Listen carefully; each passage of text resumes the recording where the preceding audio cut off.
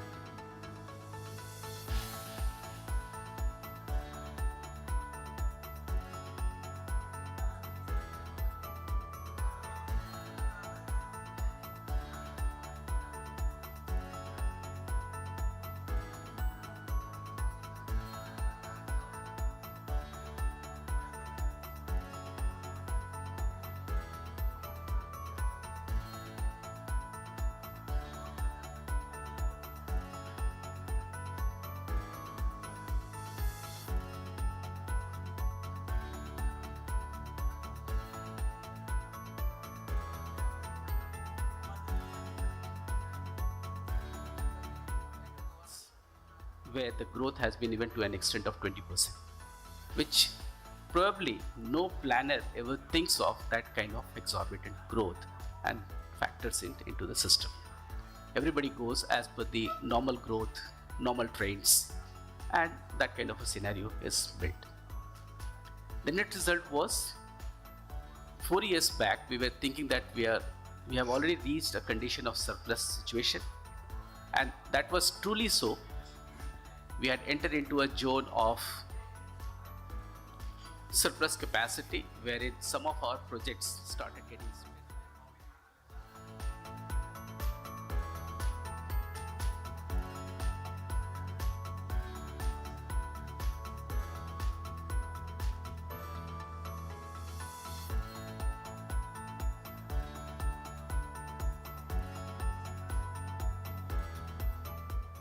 First of all, I would like to thank BCCI for holding the second Tech Summit, and that too in Bangalore. Apparently and realistically, the city which we would called the IT capital of India.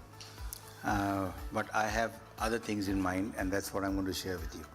What you saw is a audio visual from the VGBS that we have held in Calcutta, an endeavor by our Honorable Chief Minister Mamata Banerjee, while she aspires and thrives to make Kolkata the next IT hub of India that is happening. And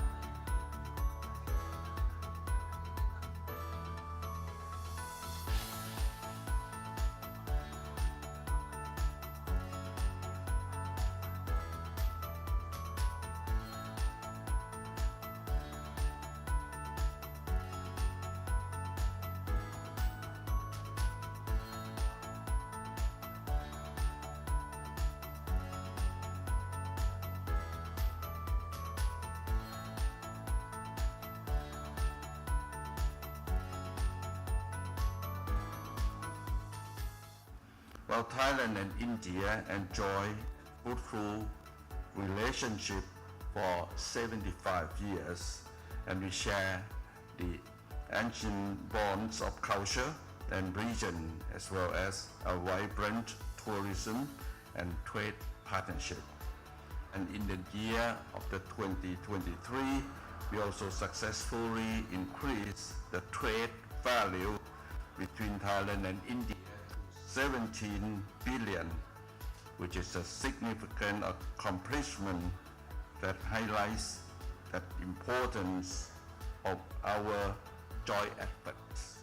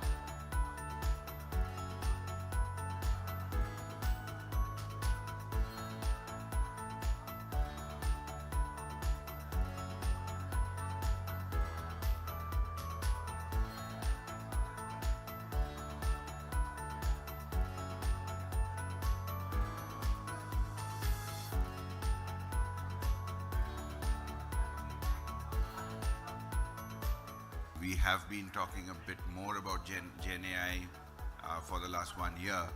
But if you look at broadly AI and how, general connectivity with devices, Bluetooth operated devices, what it's doing to around, to healthcare and patient care, I think the impact has been significant.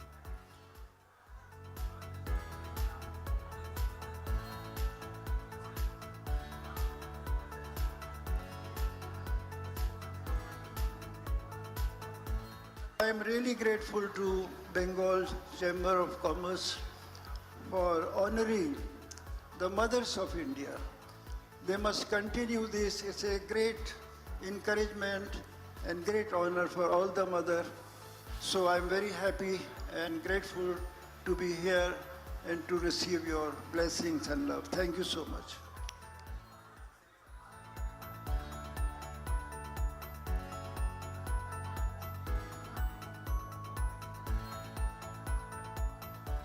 Way to developing not only professional but also personal development. And with investment in nursing for upskilling will also lead to a workforce that will be resilient, that will transform the nursing workforce. They will be more satisfied, and when they work with satisfaction and their job performance will increase, this will lead to better improved patient outcomes. And improved patient outcome in turn will also result in low cost for the hospital.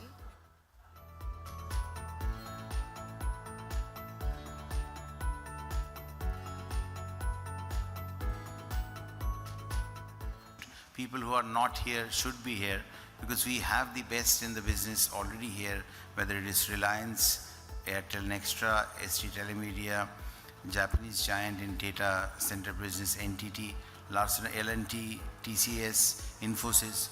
In fact, there is an investment of almost 25,000 crores, and we are expecting only from Bengal Silicon Valley, an employment of almost 40,000 IT personnel.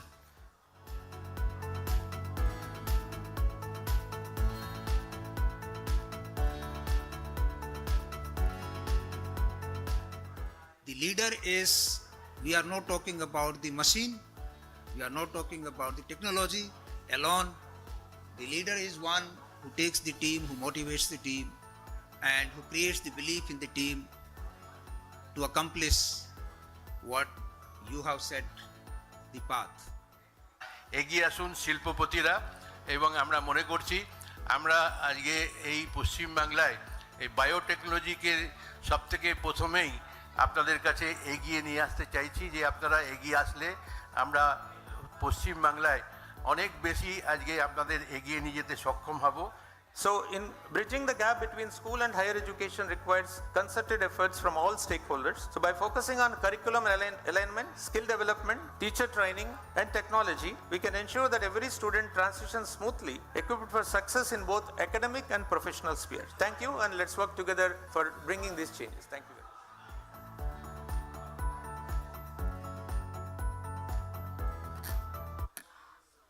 Good afternoon, everybody. You are requested to please take your seats.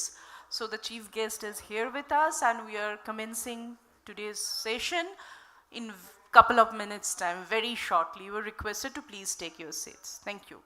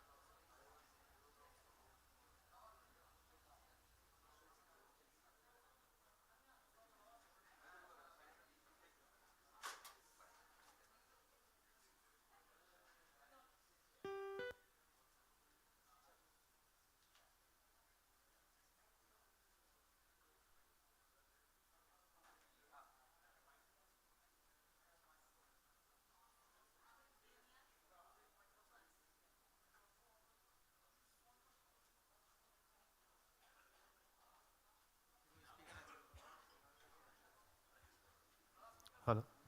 Sir, can you hear us? Hello. Hello. Hi, this is Harsh Chirania here, Under Secretary from MEA. Yes, sir. Can you hear us, sir? Clearly? Yeah, yeah, your voice is loud and clear. Okay. But Yeah. what we can see is the audience right now. Sorry, I didn't get you, sir. We can see the okay, yeah, we can Yeah, see. yeah, we can see you and we can hear you very clearly. Okay. So my JS will join at 3:30. In the meanwhile, I'll be here, and once my JS Done, done, done. Beautiful.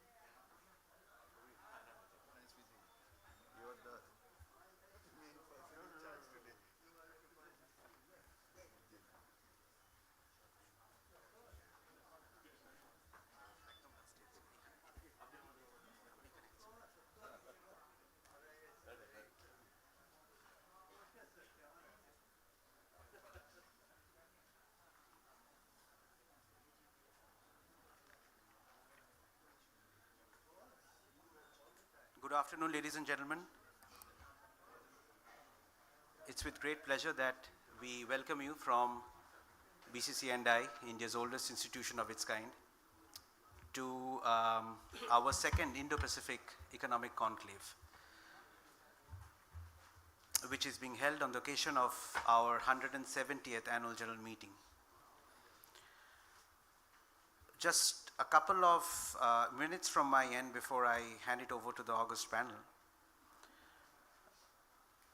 The question in our minds a few years back was that we were what, at that point of time 188 years old, going on 190. In 10 years time we'll be completing 200 years. What do we do new? We have been there, done that. And then we figured that we are just sitting right on a gold mine. We are in Bengal. Bengal has 9 million MSMEs, has a fabulous entrepreneurship legacy, has brilliant tech minds and tech prowess. We have a new port coming up. We have Asian highways.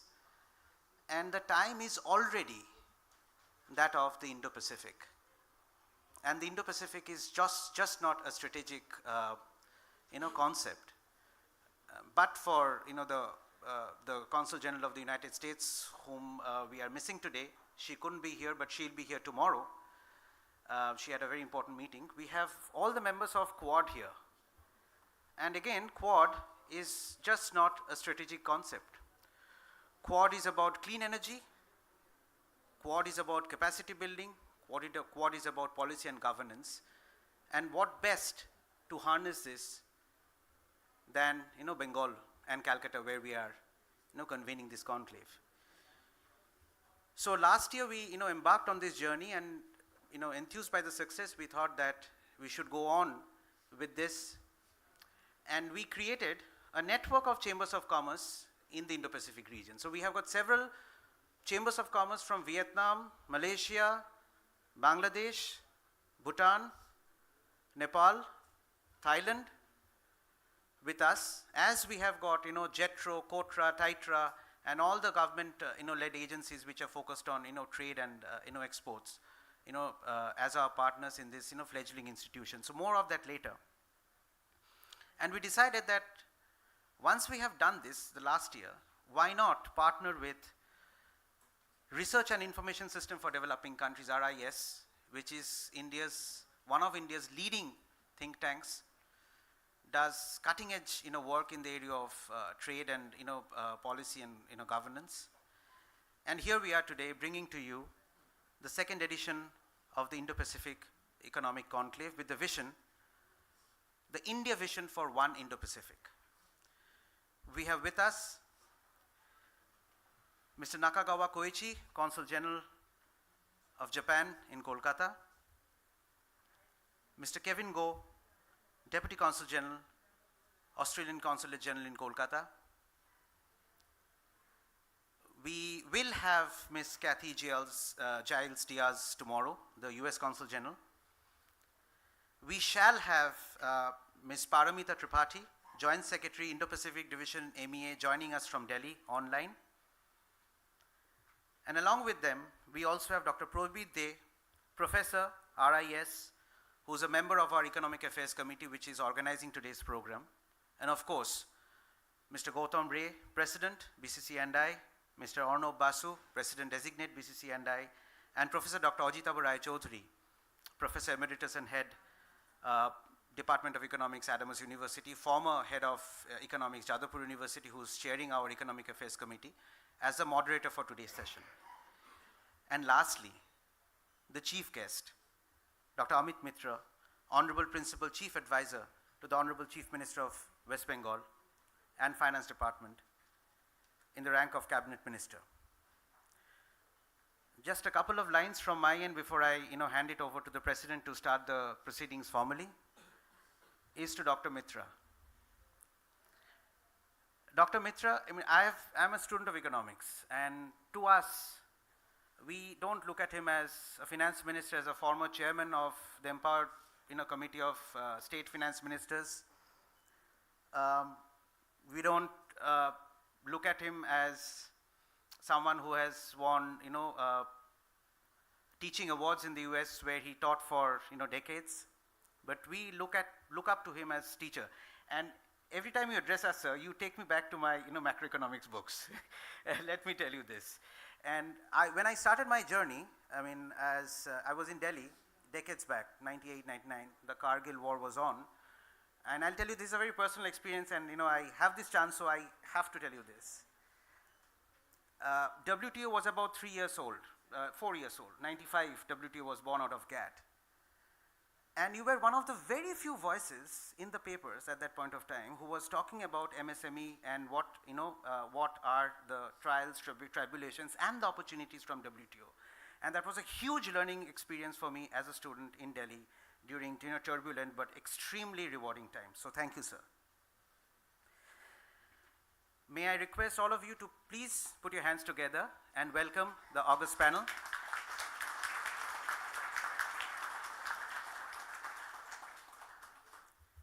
And with that, I would request Mr. Gautam Ray, President, BCC&I, to please deliver his opening address.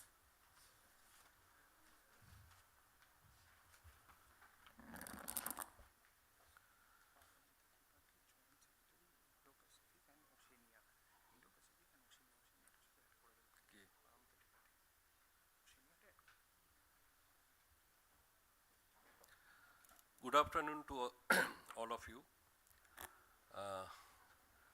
This is the second edition of this Indo-Pacific Economic Conclave, which we started last year, and the context and the relevance has been clearly explained by our DG, Shubhodip. We found, when we thought about it, we didn't really think that it will be so participative and there are so much of resource available within this process. This is the second edition and this conclave is enriched with the gracious presence of Dr. Amit Mitra, Honorable Principal Chief Advisor to Honorable Chief Minister of West Bengal and Finance Department, Government of West Bengal, and at least to all of our experience says that we, West Bengal, is really fortunate to have him driving the industrialization process here and participating in last few BGVS. We have personally witnessed the level of participation, the level of investment, advancement, what has been possible in the state under his leadership. So thank you, sir. Mrs. Paramita Tripathi will be joining online. She is the Joint Secretary Indo-Pacific Division, Ministry of External Affairs, and Joint Secretary Ocean, Government of India. Dr. Probir De, who is well within our family. He is the Professor of Research and Information System Development Countries, RIS, and also the member of our Economic Affairs National Committee. Mr. Kevin Goh, the Deputy Consul General, Australia Consulate, Kolkata. Mr. Nakagawa Koichi, the Consul General Consulate of Japan, Kolkata. And our own Dr. Ajitabu Rai Chaudhuri.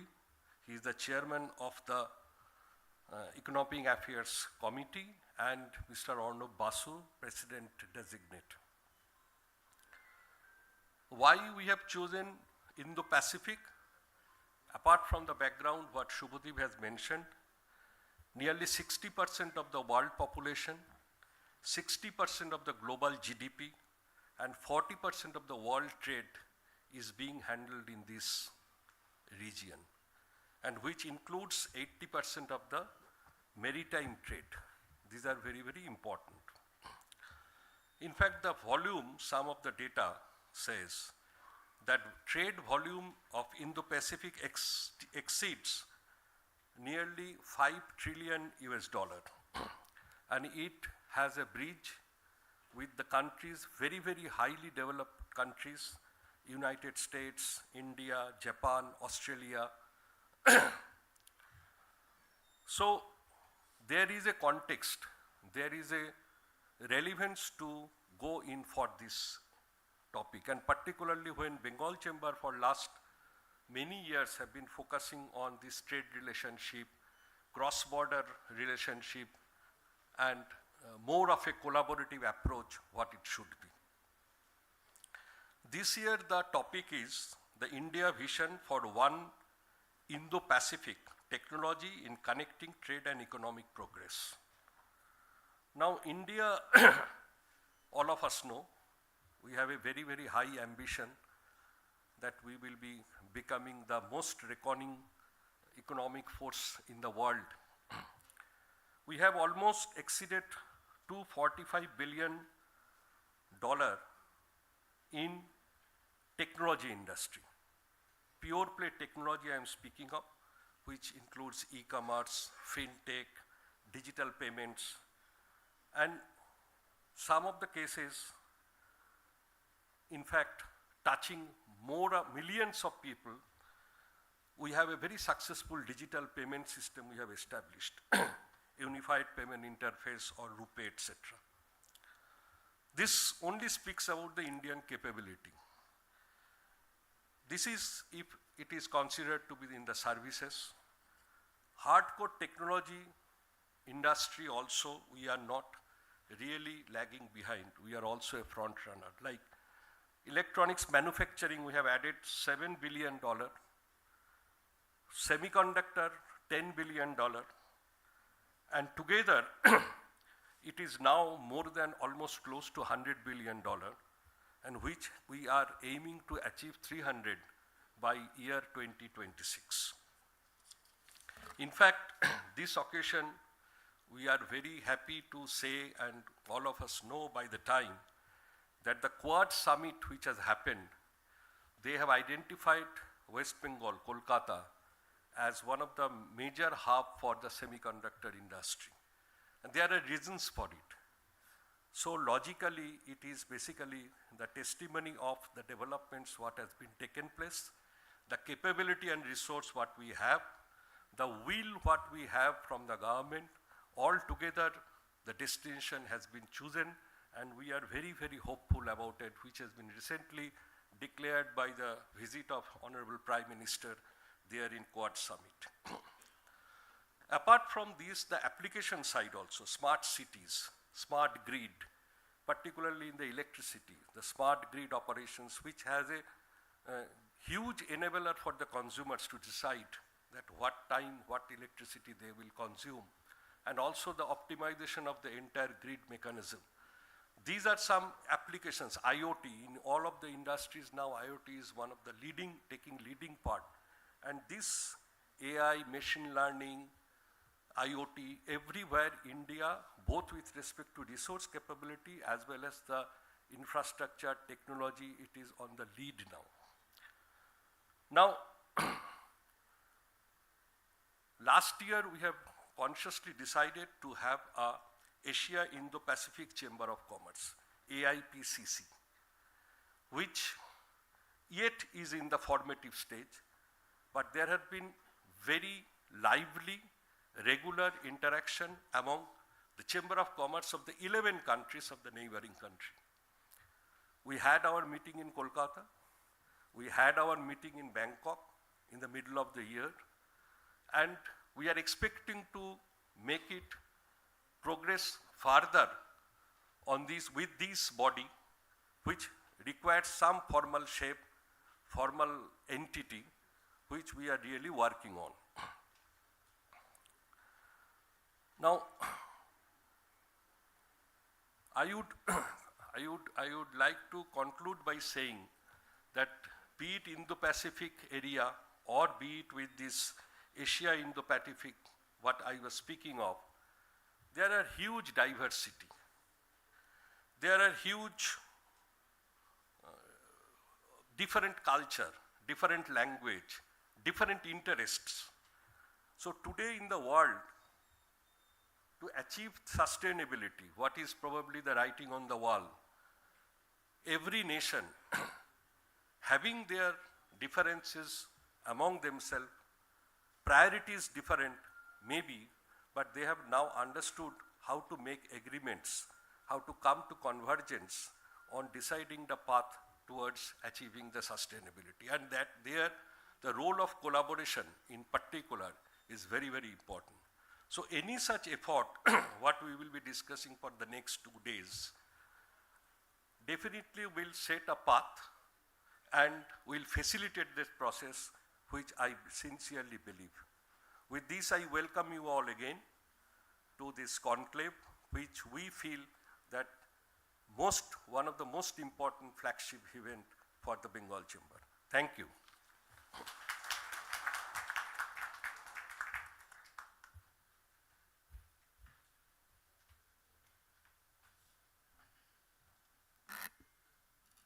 Thank you, sir.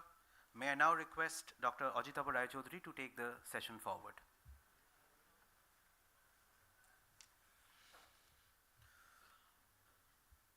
Well, thank you, President of BCCI, Mr. Roy, our chief guest, Dr. Mitro, our RIS partner, who is partner this time, Prabir De, and the consul generals who are present here, and all the very valued dignitaries who have come here.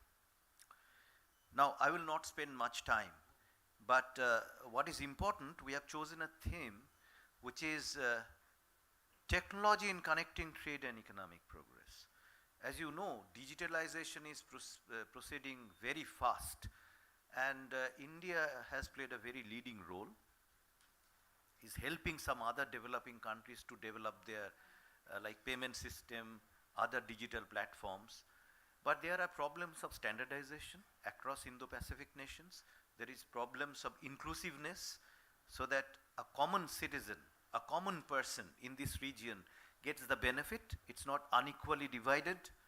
To maintain the tempo of growth, but we cannot avoid the onslaught, so to say, or oncoming of this digital age. But along with the digital age, we have problems like how to safeguard the interests of a person who is participating in digital world. Problems of fraud, problems of regulatory control, all this come up. So I'm quite sure over these 2 days we will deal upon all these important points. It will come up, and I will invite now the partner of this Indo-Pacific Economic Conclave this year, RIS from New Delhi, and Dr. Prabir De, who is a professor of research and information system for developing countries, who are partnering with Bengal Chamber this time for this conclave. I invite Dr. De to give his valued opinion. Thank you.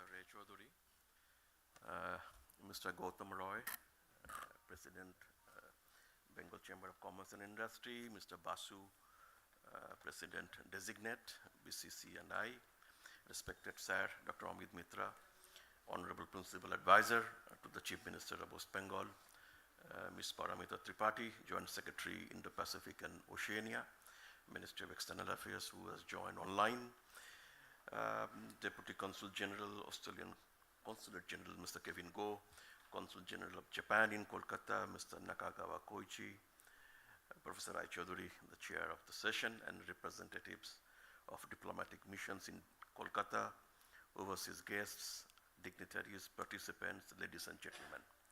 On behalf of RIS, we welcome all delegates, speakers, participants to the second edition of the Indo-Pacific Economic Conclave, which is being held at the great city, Calcutta or Kolkata. We are happy to be a partner of this grand initiative of the BCCNI. Our Director General, Professor Sachin Chaturvedi, could not make this program due to his preoccupation. It's a great honor for me to deliver the opening remarks on behalf of RIS. RIS, as you know, is an autonomous policy research institute of the Ministry of External Affairs. We have just completed 40 years of establishment. RIS works in the areas of international economic relations.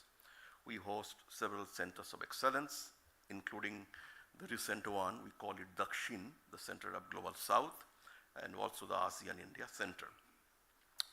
Now in modern India, perhaps the first conscious use of the term Indo-Pacific was by the noted scholar, Professor Kalidas Nag. Gurudev Rabindranath Tagore, on his maiden voyage to East Asia and the Ceylon, today it's called Sri Lanka, talked about the need for bridge building. Written by his companion, Professor Nag, later in 1941 in his book called India and the Pacific World, where he wrote, and I quote, "Sailing in 1924 with Dr. Rabindranath Tagore in the Western Pacific, I was blessed by the master poet in my endeavor to trace the cultural and artistic relations of India with the nations of the Far East, China, Japan, Java and Bali, Champa and Cambodia, Malaya and Burma," unquote. This entire region is today we call the Indo-Pacific, and Calcutta remains as the key intellectual hub of the Indo-Pacific. There is no doubt about it. India's Indo-Pacific engagement is deep-rooted into 4 Cs: culture, commerce, connectivity, and climate. India has launched the Indo-Pacific Oceans Initiative, IPOI, in 2019. And IPOI has 7 pillars of cooperation. In this today's conclave, we will be dealing with economic pillar of the Indo-Pacific. With a very successful 4th in-person Quad Summit just a few days back, the conclave's importance has gained manifold. Emerging technologies, digital connectivity, business and investors and network, and other important issues will continue to play a critical role in building prosperous Indo-Pacific. Therefore, this today's theme correctly laid on technology in connecting trade and economic progress.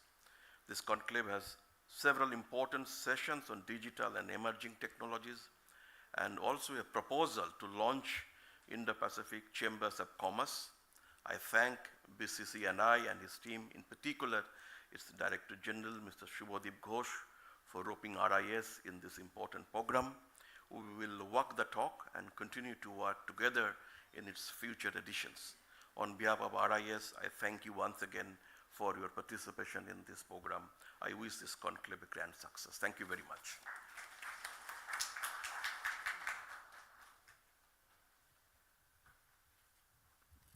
Thank you, Dr. Day. And we hope that this collaboration between BCCI and RIS will flourish more in coming days. And now I have the honor to invite Dr. Amit Mitra. He is a well-known economist, as well as he has guided the financial and economic structure of West Bengal for quite a long time, for last more than a decade. So with this, Dr. Mitra, please.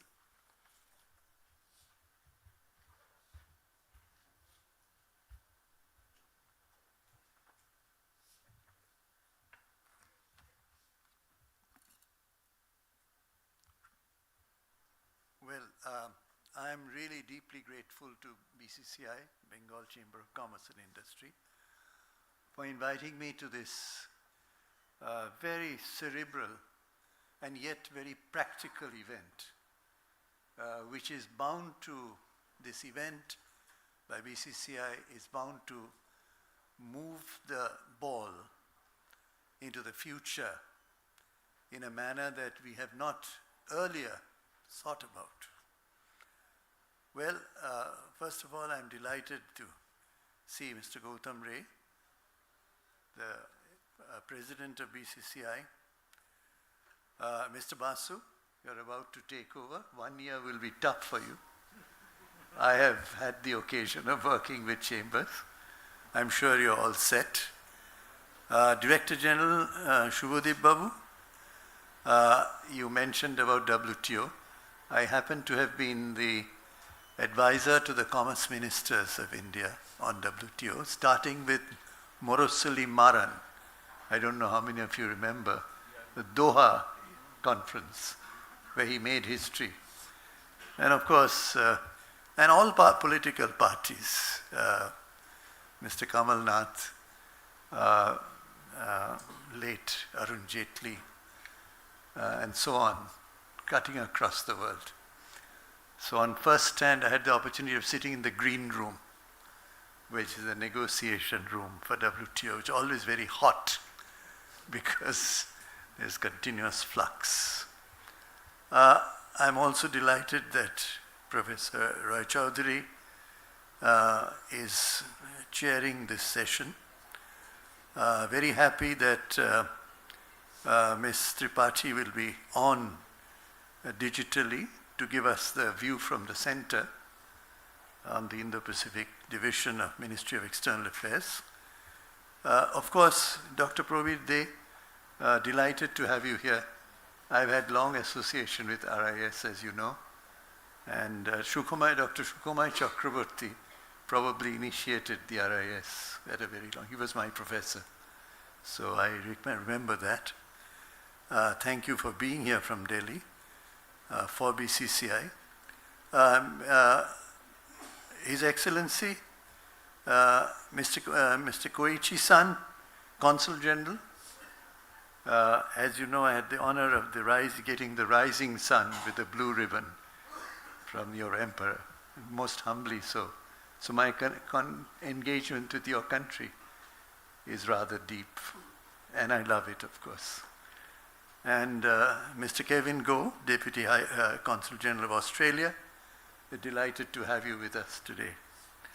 Let me start by saying the topic is a tough one, emerging technologies and their impact on Indo-Pacific relations. What I plan to do is in a few minutes to give you what I think could be the big picture and then take you straight to West Bengal as a case study of what we have been able to do in the technology area and how those could be leveraged in the future. Let me start by submitting to you that the big picture in the Pacific Economic Framework, if you take that as a matrix, 14 countries, GDP 42.6 trillion. So we are talking about a very large sum. 40% of global GDP. Population 2.57 billion. That's what you've selected today for this conference. And of course, that's 32% of the world's population. Trade figure you've quoted. Therefore, we are looking at a very large space. 14 countries, all the majors in the world, with the United States on one end, Japan on the other, Australia, Indonesia, a whole set of top countries of the world, India, of course. Hot off the table, just a few days ago, so your conference is at a very propitious time, 21st September 2024 in Delaware, United States. India signed clean economy. That's pillar 3 of the Indo-Pacific Economic Framework. India also signed. Fair economy. It's another pillar out of the 4. And integration of Indian companies in the global value chain is a challenge that your chamber would perhaps take up. IPF, please look for Catalytic Capital Fund. You may be able to get some money from there. That comes out of this agreement. Maybe BCCI can inform you more on that, your members. Fair economy, transparency, predictable trade. Very difficult for entrepreneurs to function in non-predictable circumstances. So predictable trade, transparency, an investment environment. These are some of the things that were signed in Delaware. And I recall our long association in Delaware. We would drive to a beach called Lewis Beach in Delaware, some weekends. Now I come to, by the way, there's a tech council. India has also signed the overarching agreement in Delaware. There's a tech council there, hidden in the papers. Maybe BCCI can dig it up. It says share best practices between these 14 countries. It says standards, and I think you spoke of standards. It says enhance resilience of digital infrastructure. Cyber security, very, very critical. When 14 countries communicate, there's got to be those hackers, paradise, waiting to get to you. Cyber security, undersea cables, which I'll come to in a moment, and artificial intelligence. Let me move to the emerging technologies and their impact, how we would look at that. I'll come straight to West Bengal. Let me talk about the base. How did we build the base? Amra base ta ki kore toiri korlam. Silicon Valley Hub, Honorable Chief Minister announced. Everybody said, what is this Silicon Valley Hub? 200 acres, 100 acres first, and another 100 acres. Where are we today? 41 companies have been allocated land in the Silicon Valley Hub. And I'll tell you a little more about those companies, which we need to connect with the Indo-Pacific countries, which you can take that forward. The way it worked, and one of my colleagues is probably here from Webel, Managing Director, he gave me a very useful insight. Let's look at policy induction and see what happens. So states' broadband policy in 2020, building the base. What happened? According to Webel, the telecom infrastructure got 7,500 crores of investment. Did you know that? Just with one policy. I see some of the past presidents. I know what you've gone through, so I recognize you too. So 7,500 crores of investment. 2. Data center policy in 2021. At that time, nobody thought of data center policy. I happened to have been IT minister then. And all of us, our heads put together, we said we should have a data center policy, and Chief Minister Mamata Banerjee said, yes, we should go ahead, passed by the cabinet. What is the result? At the end of the day, it's proof of the pudding is in its eating. So what is the end of the day? What's the situation? 11 data centers of different sizes have taken space in Silicon Valley Hub. 11. Of which 7 are now complete. And what are these 7? I was curious to know what these 7 are, you know. I don't let my colleagues rest till they give me what I want to know. And you'd be interested to know, Geo, of course, you know, is building on 40 acres of land, state-of-the-art data center. And they've tied up with some very fascinating people. I won't go into the detail. Airtel data center. NTT, it's a United States company. STT Global Data Center, again a US company. Probably you didn't know this. RPSG Ventures Data Center. CTRLS Data Center. And of course Tata Tele Data Center. They are already done as data centers. So 7 are done out of 11. This is what happens when you introduce a policy, data center policy, and then create the Silicon Valley hub, land available to you, and then companies move in. And what are they doing? Large groups of networked computer servers. What does a data center do?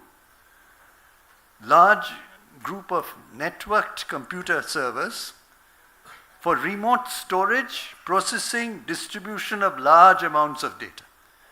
This is where the collaboration with the 14 countries come up. Are we doing so? How much are we doing? Now comes the next policy. West Bengal Internet Cable Landing Station Policy. Don't forget, when you do use your broadband, your signal goes to Mumbai or Chennai. None in the east. So we worked on an internet cable landing station policy. The minute the policy came, a company jumped in this case Jio, and connecting who? One of the countries in the 14, Singapore, to Digha. So Digha Cable Landing Station. So connect West Bengal to digital hubs of the world. Now your signals, once it is up and running, your signals will connect you Singapore, Middle East, Europe, high-speed internet. And what high-speed does is it attracts investment. New businesses, data centers, cloud, IT, ITS services. First time in Eastern India, in West Bengal, in Digha, great tourism center.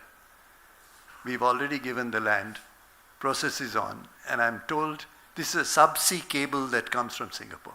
I know because when the cable came from Singapore to Chennai, I happened to be then heading the chamber as Secretary General. I was in Singapore, sitting with Sunil Mittal. And on this end was Ms. Jayalalitha, the Chief Minister of Tamil Nadu. So I personally experienced that subway cable being inaugurated. And now you'll have the same thing in Digha.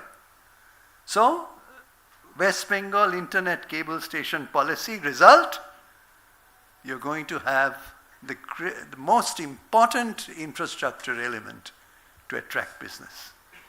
Because your high-speed internet automatically brings and pulls in business. Now I'll give you two examples, two company examples. A company called CalSoft came to our Silicon Valley hub. Now what does it do? Digital product engineering expertise and established processes. Now, and it partners with ISV. Now you must be wondering, what is ISV? Independent software vendors. It partners with them. And product companies in various growth stages to achieve the next milestone in their digital transformation. This company has invested in West Bengal, in the Silicon Valley hub. Now what to me is most interesting is that they have attracted many ancillary companies. So one comes, and then a whole network of smaller people, bright startups, then come around. So, example, CalSoft, full of ancillaries already working in West Bengal. The second, because these are examples you would not have known, that's why I'm not using a known entity. The second one I'll give you is Persistence. This is another interesting company, Persistence Systems Limited. What does it do? It's a revenue of 1.2 billion US dollars, 23,000 employees out of Pune, comes to West Bengal, attracted by the Silicon Valley hub. It does digital engineering and enterprise modernization. Partners, cloud computing,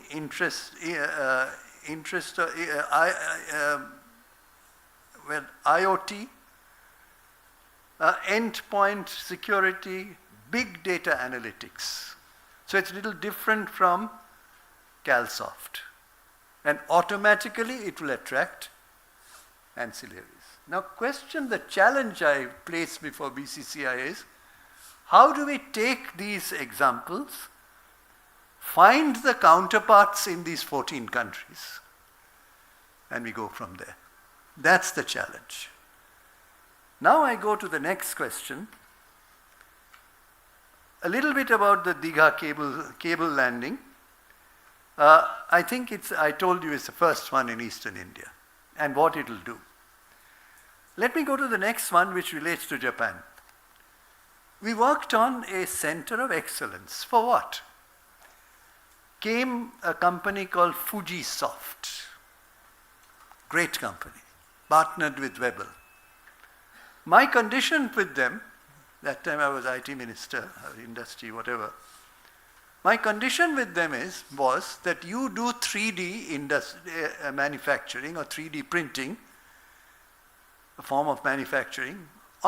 We will support you on one condition, that you connect with MSMEs. MSMEs you have to connect with. Upgrade their standards with 3D printing. But they didn't quite initially see that. I said, you go to Nagtala, there's a fan cluster. That fan cluster is not able to challenge the big companies. Why? Because it doesn't have capability for design, for structural strengthening. You can do it with 3D printing, with 3D manufacturing. Now, interestingly, student training by October 2024, you know how many students they've trained? 3,720. Absolutely state-of-the-art knowledge. In Kolkata, in partnership with Weber. 92% placement right away. People have taken them right away. Outreach to 200 district colleges. This was another condition of mine. Go out of Kolkata. Interestingly, they have outreach to 200 district level colleges. Fujisoft of Japan, training them. Now, MSMEs, 100 have already been covered. I have a list whom they have helped in using their technological capabilities, and 20 MSME clusters they have adopted. This is another condition that I had when we talked to them first. So in those clusters, they are going to give their capabilities, make them more efficient, the small and medium enterprises, make them compete with the best, and from Japan. That's the 14 countries we are talking about. Who are their clients today? You'll be surprised, they have over 130 clients today because of their capability. Tata Steel is their client because they're at the cutting edge of technology in Kolkata. Now they've gone to Philippines, a company called Machine Tools. They have become their client in Philippines, so that's another country out of your 14. And then, of course, ABB is their client. ABB, you know, is a great German company. But they have come here to be their client because of the cutting-edge technologies of this center of excellence. Now I come to the last one of examples. Global Foundries of United States. You've all read about it. But where did it start? An Honorable Chief Minister mentioned this. But I don't think everybody understood what that is. There's a person from Bengal, a scientist, who wrote a letter to her and then followed it up, came to see me. He said, we want to do a global conference on VLSI. I said, well, I don't know what is VLSI. What is it? Very large scale integration. That's VLSI. What does it do? Millions of metal oxide semiconductors are combined and integrated on a single semiconductor chip.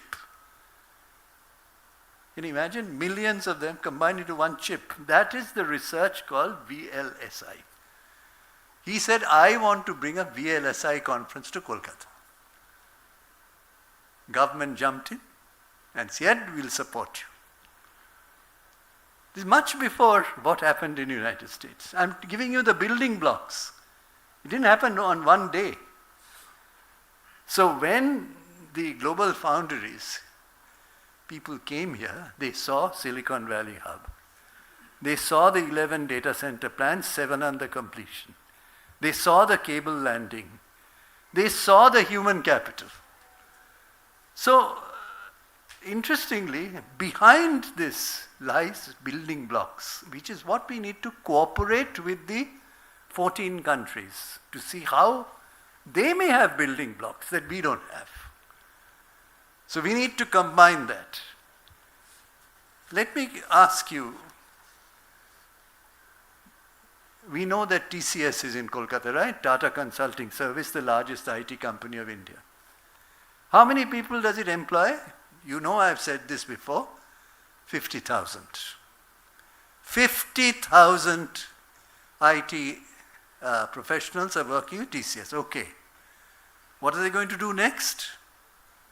They are going to employ another 16,000. And this is from the horse's mouth. I've talked to them. They're going to employ another 16,000. So 66,000 people would be employed by TCS when they finish their campus. Why? Why does TCS come and employ? First, of course, we have tremendous human capital, obviously. Otherwise, they can't find this many young people. I had asked the gentleman who's now heading Tata's, happened to be then chairman of TCS, I asked him this question. Why are you hiring? At that time, they had hired about 20,000 people. Why are you hiring so many people in Kolkata? Good human capital? He said, of course. Is that enough? He said, no. Attrition rate. That means you train somebody for 1 year and the person walks away, goes to another company. Attrition rate in Kolkata is 3%. Attrition rate in Bangalore and Hyderabad is 35%. So you put human capital into a young person. That young person walks away after 1 or 2 years with your human capital. Not in Kolkata. Only 3% against 35% in Bangalore and 35% in Hyderabad. Now, interestingly, Genpact is here. Larsen and Toubro's entity, LTI Mindtree. Do you know how many people they are in the Silicon Valley hub? They have employed 3,000 people already, presently. And they are going to go to 10,000 people in the next 5 years. Irakara, they are LTI Mindtree, that is Larsen and Toubro's joint venture with Mindtree. Already 3,000 people within 1 year. And now they're going to hire another 10,000, a total of 10,000 people in the next few years. So my submission to you is that you take the American company. The US is part of the 14. There is an American company hiring 22,000 people in Kolkata. Are you aware of that? And they're expanding. So my submission to you is, I've given you an example of Japan, the center. I've given you an example of Singapore, the under subsea cable. I've given you an example of United States, aside from what happened a few days ago, that they are. I've given you the names of data centers. So I would conclude with only one caution. I was involved in the free trade agreement. I see my time is over. With a free trade agreement with ASEAN. I was on the track 2 with the government when I was in Delhi. I'm very on one hand, I'm very happy that our trade has hugely increased with ASEAN. It happened in 2010, we are in 2024. But here is the warning. Our trade deficit is massive with ASEAN. In fact, what we export to them, we import double of that amount from ASEAN, past the free because of the free trade agreement. Now there are rumors in the market, commercial intelligence says, one big country, I won't name, comes into ASEAN, incorporates companies, they become part of ASEAN, and then they export to India. I don't know the reason. You have to, BCCI can research it. Maybe it is because our tariffs have gone down.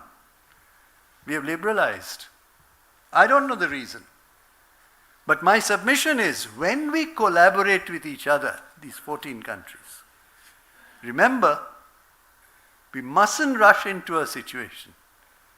Then we stand back and we start regretting. I'm sure RIS would have data on this. You were very much a part of the ASEAN Free Trade Agreement. My question is, collaborate with all of this background I've given you of West Bengal. Each one can be a collaborative point with a country. The other day, the ambassador of Indonesia wanted to see the chief minister. Honorable chief minister was not in town, so she asked me to see him.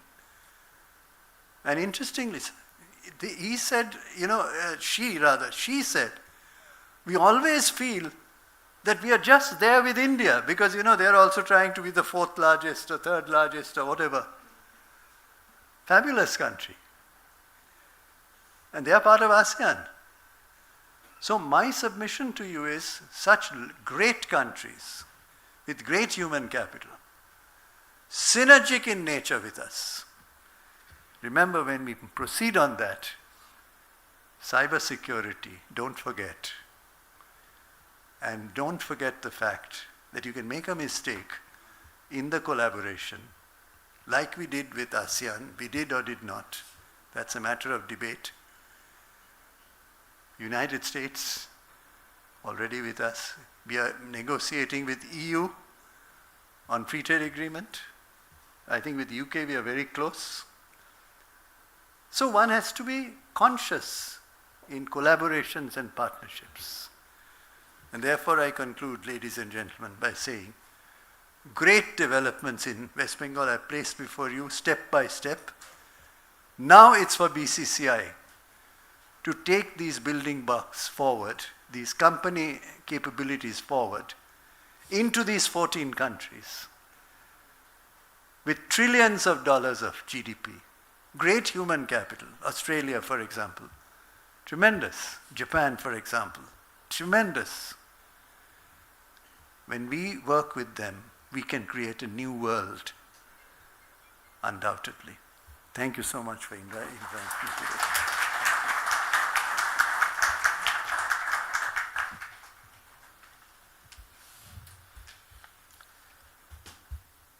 Thank you very much, Dr. Mitra.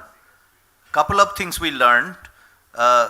It's very encouraging for this part of the world, especially those of us who are looking forward to Bengal's economic progress, growth, and it's quite reassuring that West Bengal, at least in this digital world, is progressing and making policy with a lot of foresightedness. That's very important. The other thing is the caution that we must enjoy the complementarities which is there in the Indo-Pacific, but we must have some caution that we should not fall behind in terms of trade and free trade. We must harness the best which is there. Thank you, Dr. Mitra, once more. And now Now we have a presentation from Delhi, a virtual presentation by Ms. Paramita Tripathi, who is Joint Secretary, Indo-Pacific and Oceania Division, Ministry of External Affairs, Government of India. So I think we have that, right? Well, I welcome Ms. Tripathi. We are all waiting for your very valuable speech. So over to you, Ms. Tripathi.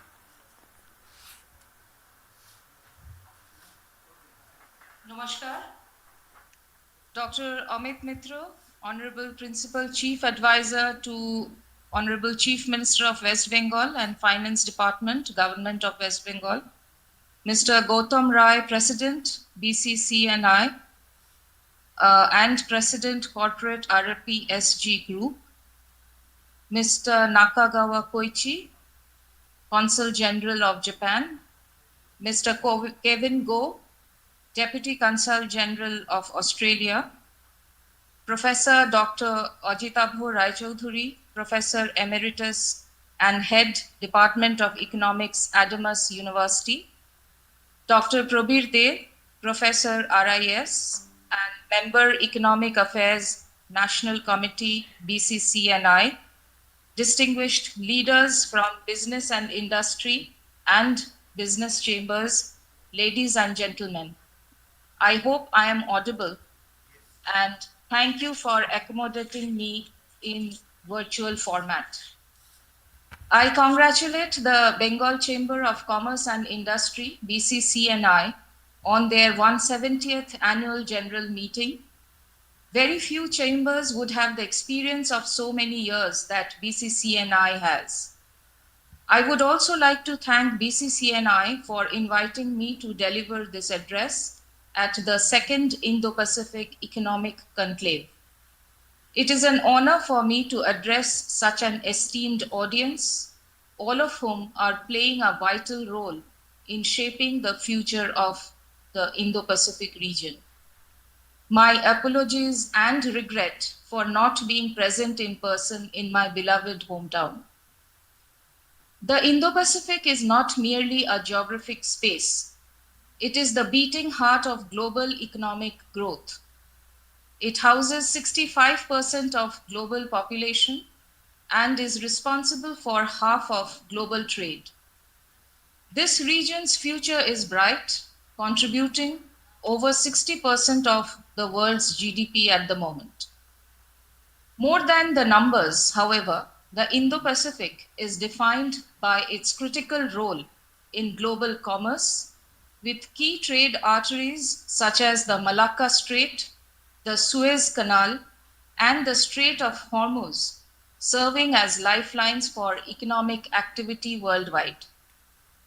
However, the region's vibrancy is tempered by challenges. Increasing geopolitical uncertainties, driven by territorial disputes and shifting power dynamics, have put supply chains at risk.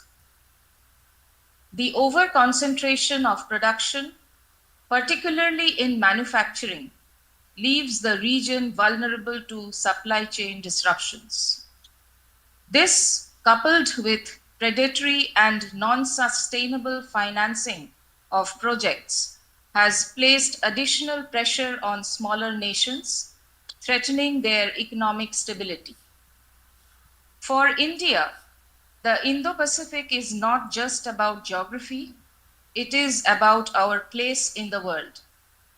The region reflects India's own growth story, marked by its rise as the world's fifth largest economy and the development of our infrastructure through flagship programs such as Make in India, Digital India, and Skill India. It is also where India is expanding its global trade, forging new partnerships, and asserting its geopolitical influence. Our engagement with the Indo-Pacific is driven by the vision of Sagar, security and growth for all in the region. This vision, articulated by Prime Minister Shri Narendra Modi at the Shangri-La Dialogue, emphasizes India's commitment to a free, open, and inclusive Indo-Pacific. The Indo-Pacific Oceans Initiative, or the IPOI, embodies this commitment, bringing nations together to promote maritime safety, environmental conservation, and trade connectivity. The theme of this conclave, Emerging Technologies and Their Impact on Indo-Pacific Relations, is both timely and relevant. Technology is at the core of the region's economic transformation. India is leading the way with a digital economy projected to reach 1 trillion USD by 2025. Innovations like the India Stack and UPI have revolutionized digital governance and payments, setting new standards for financial inclusion and regional integration.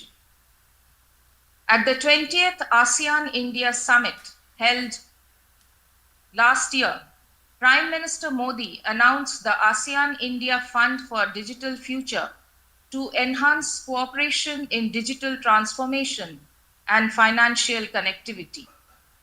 This builds on the ASEAN-India Science and Technology Fund, which was established in 2007 and which drives research in cutting-edge areas.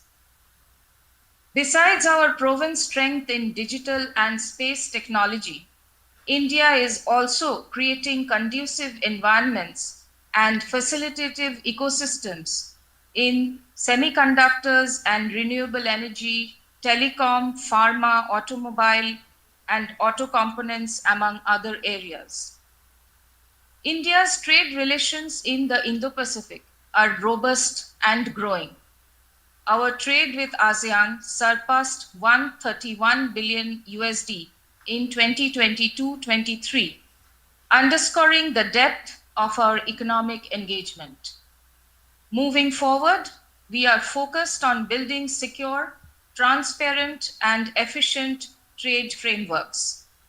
Technologies like sustainable energy-based transportation, blockchain, smart port solutions, and regional data sharing initiatives will be crucial in achieving this. We must also address the issue of sustainable financing to ensure that infrastructure development benefits all stakeholders and not just a select few.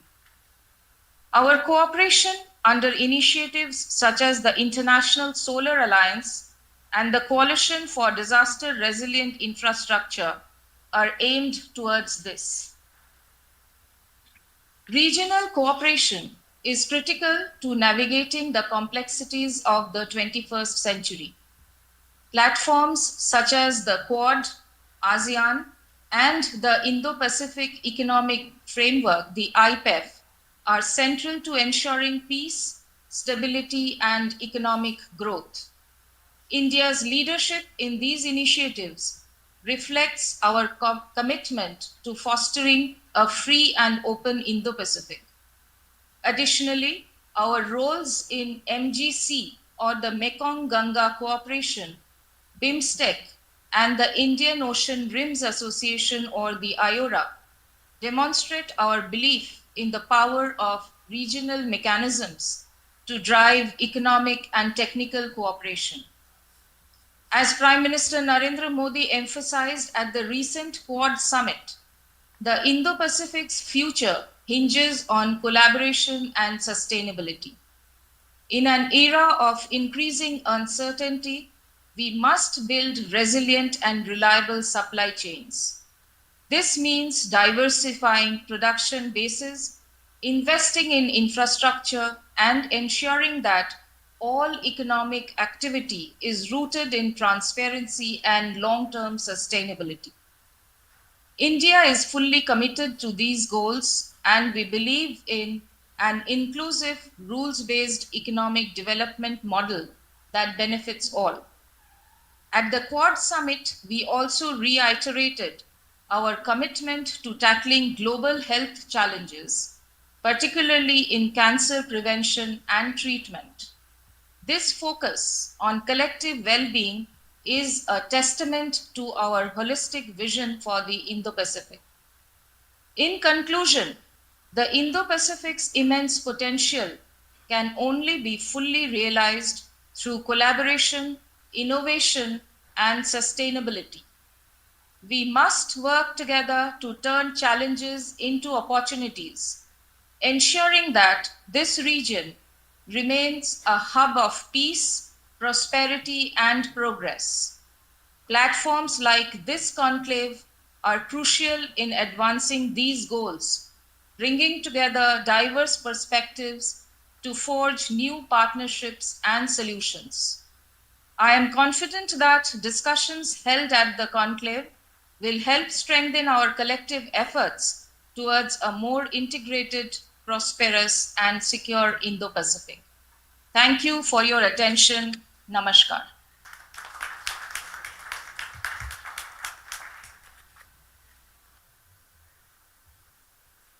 Thank you very much, Mr. Tripathi, for your very encouraging words. In fact, you reposed a lot of faith in this Bengal Chamber of Commerce, who is hosting this conference, conclave, to take a leading role. And we look forward to your support from the Ministry of External Affairs to go forward, which will be a great support for us, and we'll look forward to that. And one more thing, there are a lot of commonalities in speeches we will hear, but the one which she stressed is inclusiveness. For example, apart from just technology, industry and others, like cooperation in solar awareness, disaster management, we miss some of these things in our discussion, but they are so important in this world, in this situation of climate change. Every moment we are realizing that. So this kind of thing, thank you, Mr. Tripathi. You mentioned this, and this is a very important point. Thank you once more for giving us these encouraging words. Thank you.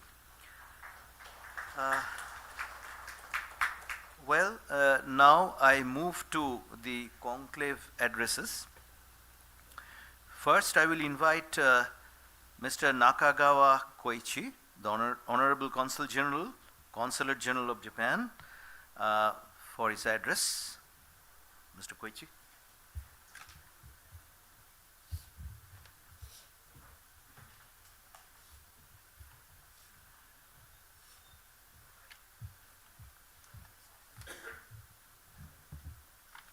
His Excellency Dr. Amit Mitra, Honorable Principal Chief Advisor to Chief Minister to West Bengal, Ms. Paramila Tripathi, Joint Secretary in the Pacific Division, Ministry of External Affairs, Dr. Gautam Ray, President, Bengal Chamber of Commerce and Industries, Dr. Parabil De, Professor Research and Information System for Developing Countries, and my colleague, Australian colleague, Mr. Kevin Go, and also Mr. Basu and Professor Rai Chaudhary, distinguished guests, ladies and gentlemen. Good afternoon. First of all, I would like to thank Bengal Chamber of Commerce and Industries for giving me the opportunity to deliver my remarks together with my colleagues from Australia. Today, I would rather like to talk mainly about the recent Japan-India economic relation, as well as the business activities, some of the Japanese companies. However, before I begin, you all are aware that our Prime Minister Kishida will step down, and a new Prime Minister will be nominated after the presidential election of the ruling Liberal Democratic Party in Japan, which is scheduled tomorrow. The winner of this party, presidential election, will become our next Prime Minister. Of course, I will not make any comment as to who would win the race. However, I accept that whoever becomes the new Prime Minister of Japan, Japan's position on the Indo-Pacific region will remain unchanged, and Japan-India relationship will also never be affected. Rather, our relation will continue to be more friendly and stronger.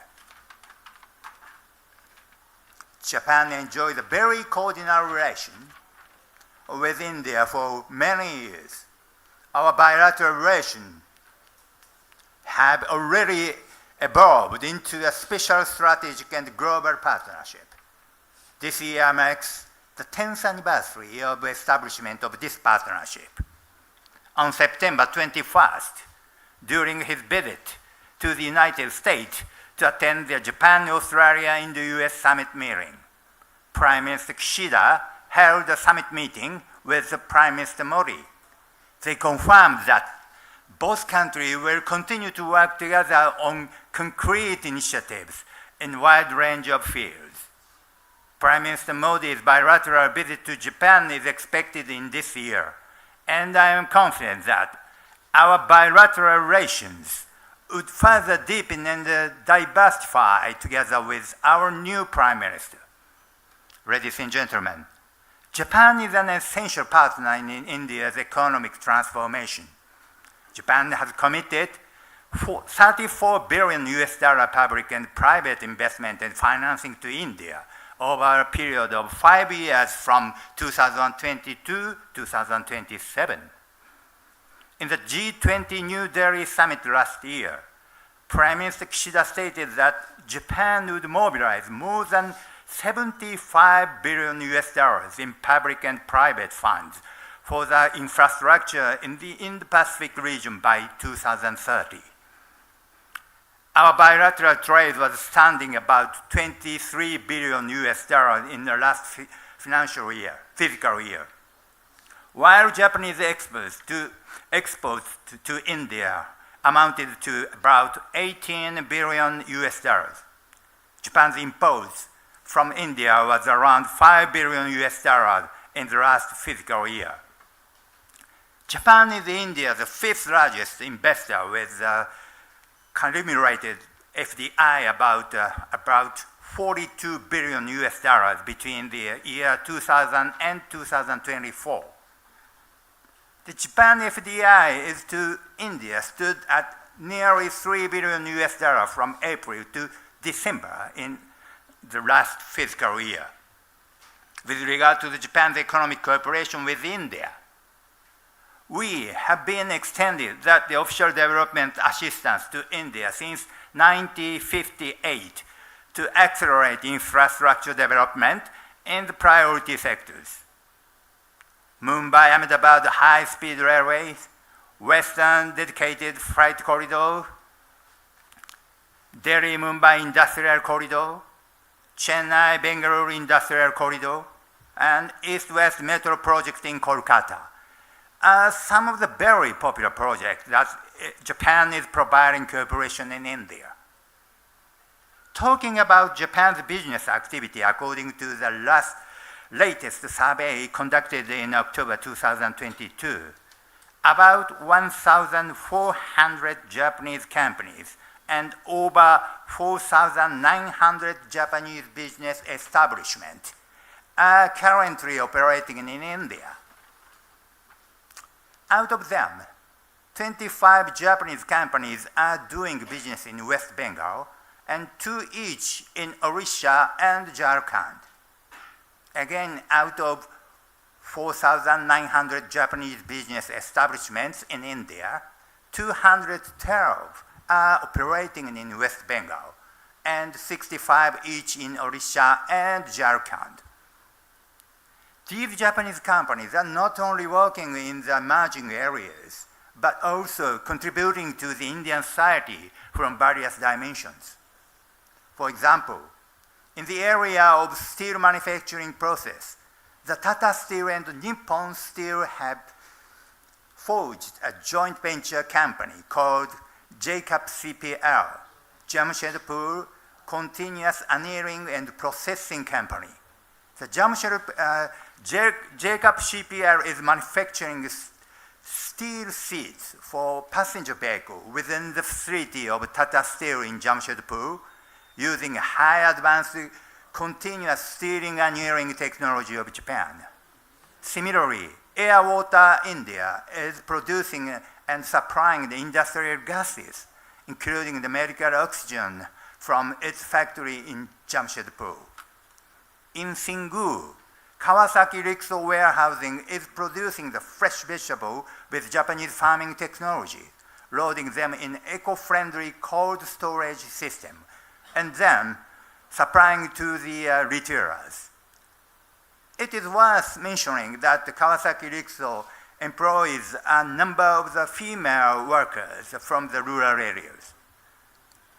In the field of the mobility in India, Tera Motors is assembling the eco-friendly e-rickshaws near Kolkata. It is making Bengal as its major hub of electric vehicle. In this field, technology skill development in India, Fujisoft, which was mentioned by Dr. Mitra in his remarks today, that providing high-end training on 3D printing, embedded technology, cybersecurity, and machine learning in Newtown. The government of West Bengal is also extending support to their business model. There are many more examples of Japanese companies and their contributions to the Indian society. However, to boost the flow of investment, it is important to create the industrial value chain and logistics. With that aim, Prime Minister Kishida launched the new plan for the vision of free and open Indo-Pacific in March last year, and the concept of the industrial value chain in the Bay of Bengal region. The core element of the cooperation in this vision is multi-layered connectivity. A number of significant developments have taken place over the past 1 year toward creation of such an industrial value chain, particularly in the northeast India and neighboring Bangladesh. Japan is a leading country to support the development of landlocked northeast India through Japan-India Act East Forum. To conclude my remarks, I would say that Japan is currently one of the fastest. India is currently one of the fastest growing major economies, aspires to be a $5 trillion economy by 2025, and takes center stage in the global affairs. To fulfill that aim, India needs a lot of investments. Japan is happy with the inflow of Japanese investment and increasing presence of Japanese business in India. To sum up, Japan-India economy relation is standing on the strong foundation, and Japan will continue to strengthen partnership with India in multidimensional fields. Japan will remain committed to economic cooperation toward India. Thank you very much.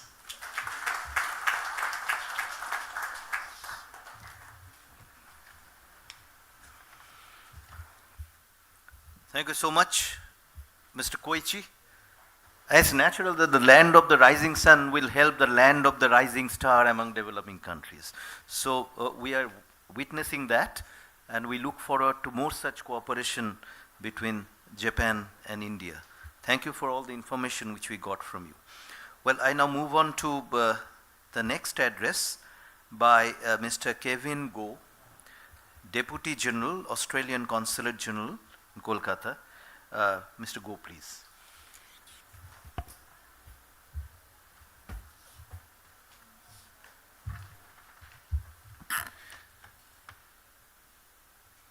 Good afternoon and namaskar and namaste, or good day and konnichiwa. So thank you, Professor, and Joint Secretary Paramita Tripathi from the Ministry of External Affairs, all fellow distinguished panelists, Dr. Mitra, President Gautam Roy, Dr. Day, and distinguished guests, ladies and gentlemen, thank you for joining us today. It's my pleasure to be here with you today. And I thank the BCCI for the invitation to speak. Much of what I'm about to say echoes what you've already heard. So I look forward to providing the Australian perspective on that. It's actually good to see that there is so much resonance and similarity, which reinforces the fact that there is so much collaboration already going on. So before I move to the topics of today, I have to start by highlighting the breadth and the depth of the existing relationship between India and Australia. And it's certainly not a new relationship, it's a very long-standing one. Most Indians, I think, are perhaps more familiar with the east coast of Australia, Sydney, Melbourne, Queensland, the Gold Coast. They are our more well-known locations. But in fact, I personally was fortunate enough to come from the west coast of Australia. I'm from Perth. It's a part of Australia that most of you will know until about 200 million years ago was joined to eastern India in what is now called Gondwana. So it's definitely not a new relationship. We have a very long-term relationship, and it's one that we're very proud to grow and continue to this day. So, as others have already highlighted, India and Australia, as with other countries in the Indo-Pacific, India is an essential partner for us as we look to diversify our economic and strategic relationships.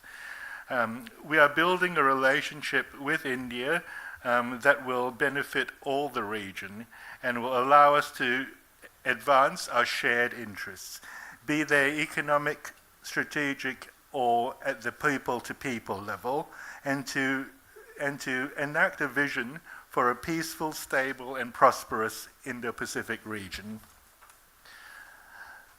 Beyond that, India and Australia are natural trading partners. We have complementary economies, and you will all be aware, I'm sure, that about 18 months ago we concluded an economic cooperation and trade agreement known as ECTA. And in the 18 months since ECTA came into force, nearly 30 billion Australian dollars worth of Australian exports has entered India with either zero tariffs or with lower tariffs than most others. And we are currently in the process of negotiating the next stage of our economic partnership with India, a comprehensive economic cooperation agreement, or known as CECA. We are working as part of that on including a digital trade chapter. So this could potentially unlock the benefits of the digital economy for businesses of all sizes in both countries and in the region. The Australian government across the partnership has also enacted multiple recent initiatives that highlight the growth in the relationship. We have created a new Centre for Australia-India Relations, which conducts programs to increase the cultural and business relationship between the two countries and strengthens engagement with the diaspora communities. We have a new roadmap about to be launched for Australia's economic engagement with India. As part of developing that new roadmap, we have been conducting consultation sessions and forums in Australia and around the region, and in India. And many of you will have been part of that process. So this will identify new and innovative ways that we can do even more together, and demonstrating further the strength of and seriousness of the relationship. Most of you will also know that recently we have marked just over a year since we opened Australia's newest consulate in India, in Bengaluru, which cements our position right at the heart of India's technological sector.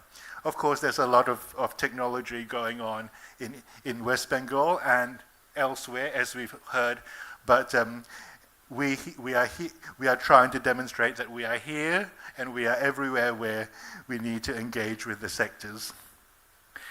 So as you've already heard, earlier this week, Prime Minister Modi and Quad leaders, including Australia's Prime Minister Anthony Albanese, hosted by President Biden and also together with Prime Minister Kishida, met in the US to hold the latest Quad Leaders Summit. Alongside that, it was pleasing to us that our Prime Minister and Prime Minister Modi also had a bilateral meeting on the margins of that. And in fact, just this week, as I'm sure you will all be very aware, Union Minister for Commerce and Industry, Mr. Piyush Goyal, has been in Australia holding bilateral meetings with our Minister for Trade and Tourism, Mr. Don Farrell, and leading a business delegation for engagements with Australian government and business to explore ways that we can take forward the trade relationship. Together, they visited the Australian Space Agency offices in Adelaide and had discussions with some of the Australian space sector startups that are partnering already directly with India.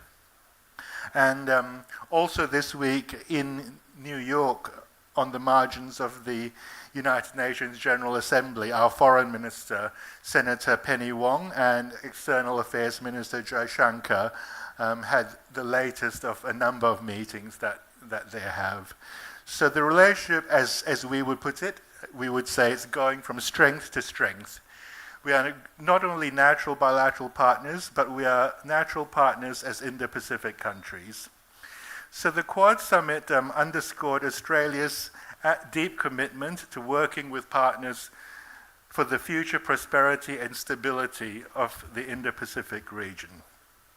The partnerships are enhancing health security, strengthening clean energy supply chains, training infrastructure practitioners, supporting maritime security, delivering humanitarian assistance and disaster response, improving maritime security, building resilience and connectivity through undersea cable cooperation, which is something we've also heard today. And importantly, it is cooperating on critical and emerging technologies. We have demonstrated that technological cooperation plays an important role in addressing global and regional challenges, such as climate change and supporting sustainable development. For example, through the Quad, we are taking forward initiatives like the Clean Energy Supply Chain Diversification Program, through which we are building partnerships to develop and diversify clean energy supply chains in the Indo-Pacific region. This program will support research and development projects targeting innovative technologies, processes, and solutions to improve efficiencies and lower manufacturing costs or reduce material dependencies in eligible Indo-Pacific economies. So what does this mean for collaboration in technology and emerging technology? Both Australia and India want to see a technology environment that meets our shared vision for the Indo-Pacific, one where the rules-based international order is upheld. We recognize the technological advancement that India has made, driven by both the public and the private sector, such as the digital public infrastructure that India has, including UPI and the Aadhaar digital identity. We know that India is one of the world's largest and most dynamic technology ecosystems, and it has strong interest in Australia's capabilities, such as in blockchain, fintech, medical tech, and quantum computing. We are deepening our relationship with India on cyber and critical technology in order to facilitate better ways of working together. For our part, Australian entrepreneurs are some of the world's most innovative in technology, so together there is very real potential that we can harness. Our two countries have a number of arrangements to advance our cooperation in tech, and in turn these will support the development of the wider region. our comprehensive strategic partnership has put in place a framework arrangement on cyber and cyber-enabled critical technology cooperation to support high-level engagement on technology matters. So, for example, the Australia-India Cyber and Critical Technology Partnership was signed in 2020. Since then, we have funded 13 projects fostering collaboration between Indian and Australian institutions to combine their knowledge and resources to advance cyberspace and critical technology. On AI, this has been identified as an area in which we want to explore more collaboration with India, and we have much to share on technological innovation about governance. Our partnerships are not just at the national government level, of course. Below that national level, our states and our territories are working with their counterparts in India as well, and our businesses and our research institutions and educational and universities are working together. We know that fintech is one of India's drivers as well, and we're pleased to be partnering in that. Last month, the Australian Trade Investment Commission, or Austrade, in collaboration with Invest New South Wales, led a delegation to Bangalore and Mumbai focusing on cybersecurity and fintech. 3 MOUs were signed between Australian and Indian companies. And soon in November, Australia's Wollongong University campus in Gujarat Gift City will launch its range of graduate and postgraduate programs, which will include several courses in fintech. So we also bear in mind that new technologies can support what are often called traditional sectors. They go together. So alongside technology, we recognize that agriculture is the lifeblood of India. And our High Commissioner has prioritized agriculture as a key sector to make progress in the bilateral relationship.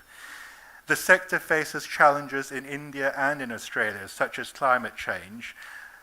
Many of the solutions to these challenges will come through technological advancement, including in AI. So agri-tech is an area in which our 2 countries can also collaborate further. And as I conclude, I emphasize that Australia, as we do across all our international engagement, is supporting gender equality and the empowerment of women. At last year's Bangalore Tech Summit, we launched the Women in Tech Network, which is being coordinated by our Consulate General in Bengaluru. This network of women tech leaders will assist women practitioners with networking, mentoring, and advocacy to support the careers of women working or entering into the tech sector. So colleagues and friends, I've just touched briefly on some of the many ways in which India and Australia are forging stronger partnerships, and all this will work together to create the future for the Indo-Pacific that we both want to see, one that is open, stable, and secure. It's been a pleasure to speak to you today and to share the stage with such distinguished speakers.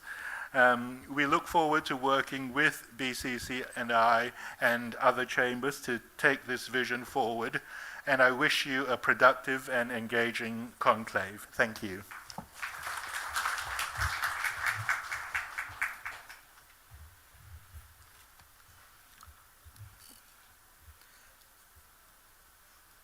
Thank you very much, Mr. Go.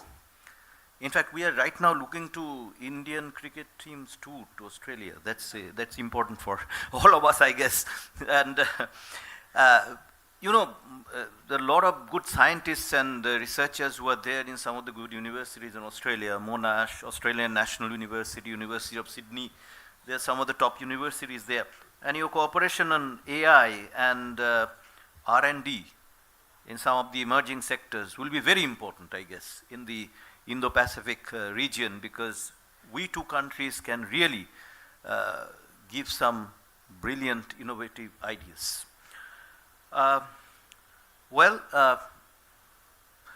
Before I invite Mr. Basu for the vote of thanks, very quickly, I don't want to really sum up everything. In fact, I summed up after every speaker.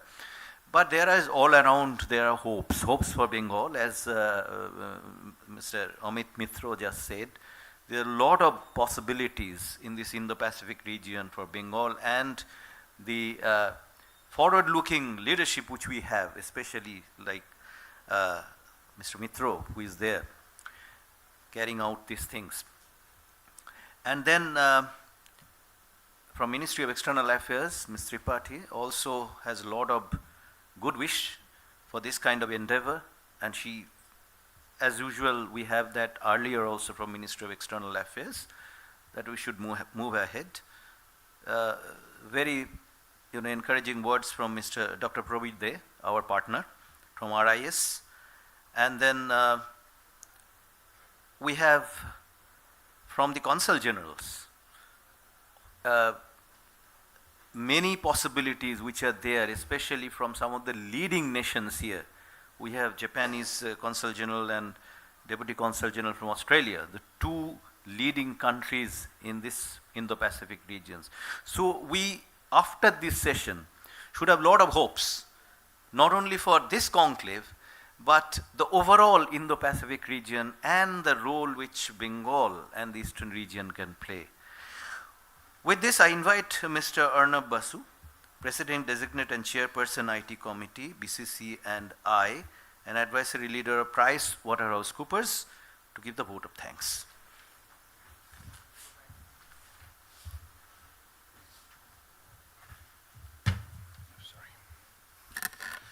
Ladies and gentlemen, it gives me great pleasure in delivering the vote of thanks today on the inaugural day of this year's Indo-Pacific Economic Conclave and on the occasion of our 170th AGM in the august presence of Dr. Amit Mitra, Honorable Principal Chief Advisor to the Honorable Chief Minister of West Bengal and Finance Department, Ms. Paramita Tripathi, Joint Secretary, Indo-Pacific Division, Ministry of External Affairs, Government of India, Mr.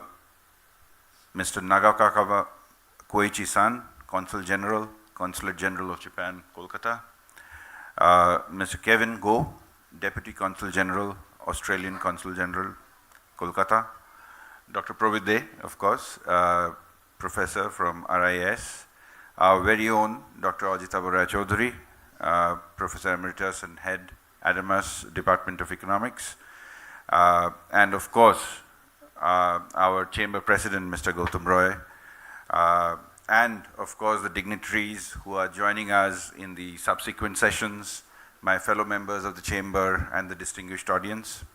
At the Bengal Chamber, we found it really befitting to present a program on Indo-Pacific, a nomenclature with its roots in the maritime aspect of convergence of security, economics, and geopolitics, and which leads to a free and open movement of trade and commerce between the Pacific and the Indian Oceans. We heard that it's about a $5 trillion value trade. The unique attribute of the Indo-Pacific Economic Framework is that we have to engage at different levels of policy making in both the developed and the developing parts of Asia and US, and its potential is very, very immense as articulated by Ms. Tripathi. Securing technology and information flows has been a core of the cooperation of this region, and the digital cooperation is a significant aspect of this regional cooperation based on not only the largest and rapidly growing internet base in this part of the world, a boom of digital e-commerce, also I would say fintech growth. Inclusive growth can only be empowered by such kind of tech democratization. And the connectivity embraces the tech trade, access to online services, as well as interoperable regimes, including data protection and cybersecurity. We heard about the announcements around semiconductors, and as you can understand, that can any semiconductor aspiration become a reality in today's world without connects with South Korea, Japan, Taiwan, and the US. So when we look at, we heard from Dr. Mitro that India took part in the third ministerial meeting of the Indo-Pacific Economic Framework for Prosperity. We heard about predictable trade, we heard about supply chain resilience, fair economy, clean economy. So all of these are strides towards a much brighter future of the Indo-Pacific. We heard about how Bengal has sort of invested in the base, creating the base in terms of the Silicon Valley hub, the data centers, we heard from Dr. Mitra, and we obviously heard very recently the transformative collaboration with the US, India's first ever national security semiconductor fabrication plant being announced. And Bengal has a lot to offer, not only in terms of our human capital, but also access to land, access to power, access to water. So from all of that, I think we are very, very well positioned in this part of the world. I would like to thank the learned speakers today and tomorrow for carving out time from their busy schedules, some of them flying in from other cities or even other countries. The partners of the program, without whose support this kind of program can't be presented in a befitting manner. Members of the Bengal Chamber who have joined us today, and also the ones who have been by our side throughout the year, well-wishers of the Chamber, many of whom again I can see in the audience today, friends from the media who play an important role in communicating this relevant information to the wider world, and all those who have contributed to the shared growth. We look forward to a rich takeaway for all of us over the next 1.5 days. Ladies and gentlemen, thank you once again.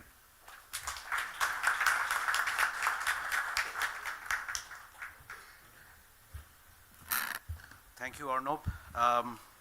Ladies and gentlemen, we shall move to the next session, but before we do that, first and foremost, to Dr. Mitra, he has given me and us a lot of homework.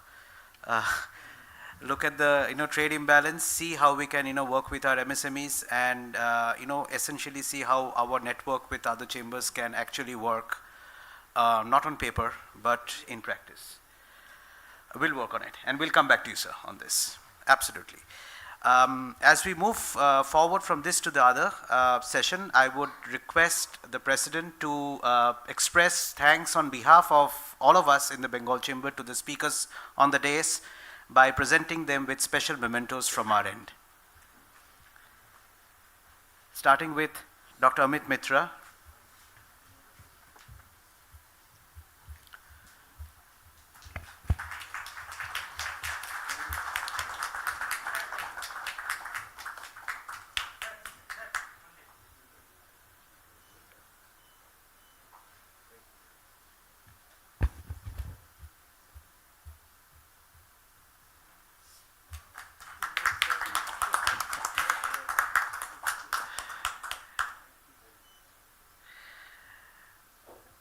May I request Mr. Arnob Basu to please present a memento to Mr. Koichi.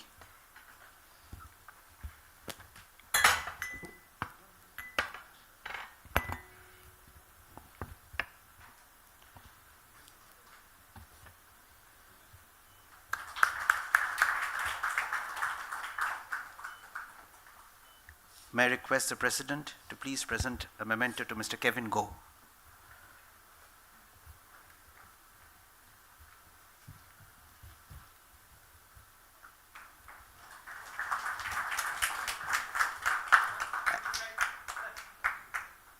And for Arnob to please present a memento to Dr. Probir De.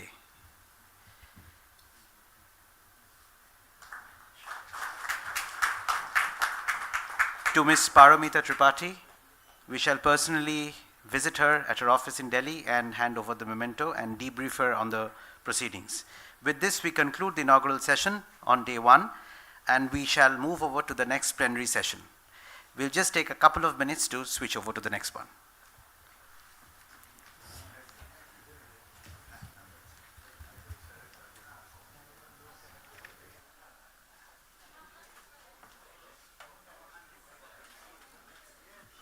I would request Dr. Probir De to stay back on the dais and would call up Dr. Rupa Chanda whenever the stage is ready to come up.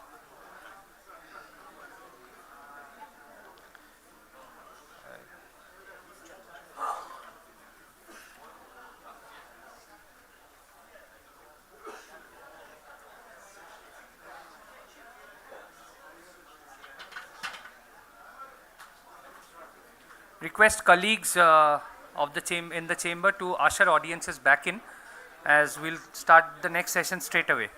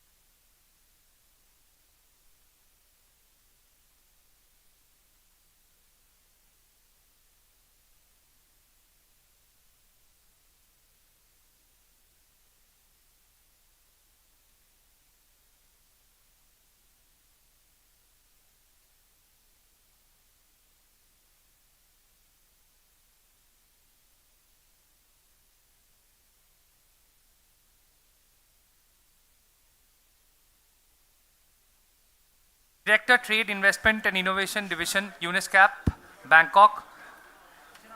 Dr. Chanda has flown all the way from Bangkok because she operates from Bangkok just for this conclave. Thank you, ma'am, for honoring our request. I would request you to come up on the dais and we would start the proceedings soon. We'll settle the audiences first.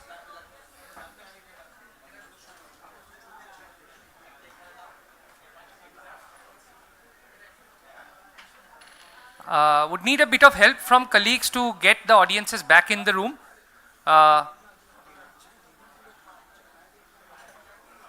Kindly request everyone to kindly settle down. We are about to start the next session, please.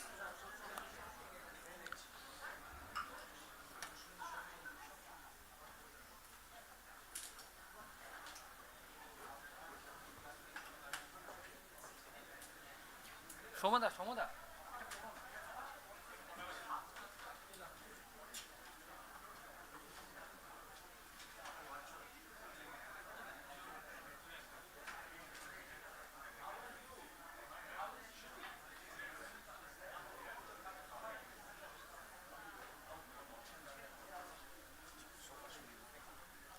এখানে দাঁড়ানোর কিছু নেই না উঁচু করা আমার জন্য এটা উঁচু আছে ঠিক আছে এটা নিচু হয়ে যাবে এটা বসে কথা বলতে প্রেজেন্টেশনটা ইয়ে দিয়ে ওখানে দেখা যাবে এন্ড ইউ ক্যান স্লাইড ওই হয় ঠিক আছে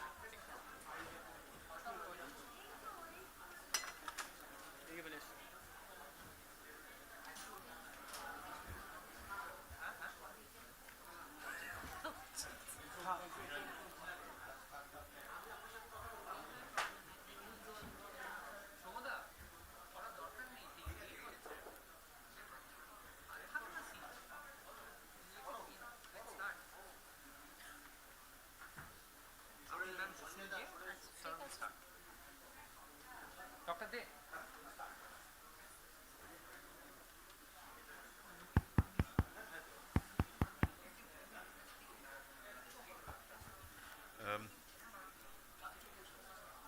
Friends, welcome back to the special session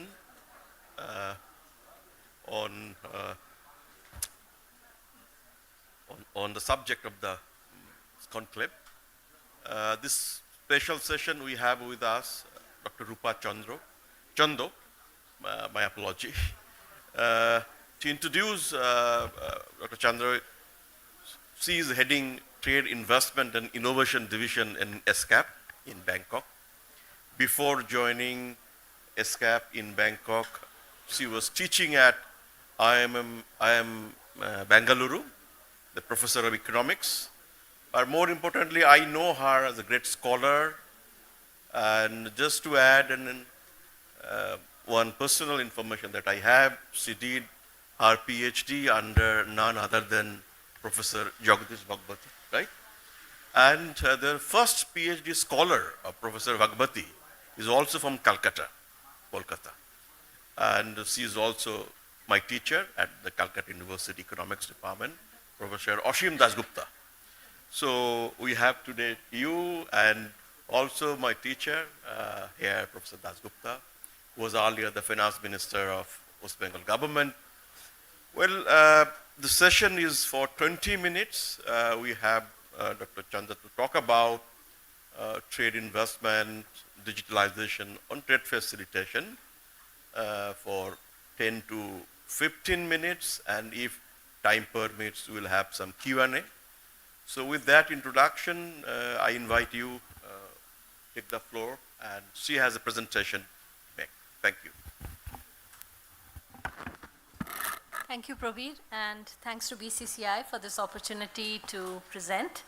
I think a lot of what I will say will resonate with what we heard in the starting session, but I'll kind of go a little deeper into that in terms of the role of technologies in enabling more inclusive as well as promoting regional integration. I think, yes, please, yeah. So the point that really I would like to convey is that, you know, the emerging technologies that many of these earlier speakers have spoken about, AI, blockchain technologies, IoT, etc., They're becoming a part of our daily lives. They're throwing up a lot of new opportunities, but along with that, a lot of challenges as well. And that's where actually the opportunities come. Because of these challenges, there's greater scope now, or greater need, I would say, for cooperation, especially regulatory sort of cooperation, and that's the perspective I'm coming from. I'm not speaking specifically about Indo-Pacific per se, because I think if we look at the region as a whole, whether it's Indo-Pacific, which other alliances you may have and other groupings you may have, there is growing need for cooperation because of these emerging issues, these new kinds of technologies.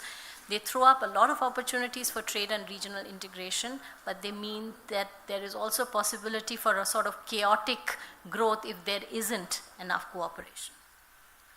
So from that perspective, what is this? Why isn't this moving? Where's the slide changing?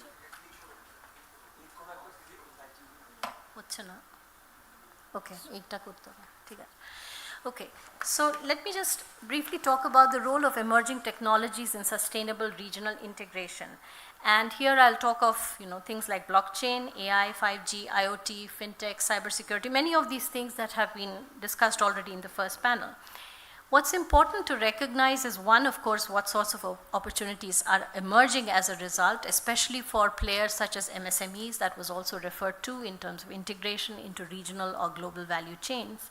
But we also need to be cognizant of the kinds of conditions that are needed for success, because there are certain prerequisites, and that too was actually mentioned in quite some detail by Dr. Amit Mitra regarding the backbone that has to be set up before you can even talk about these technologies and the success.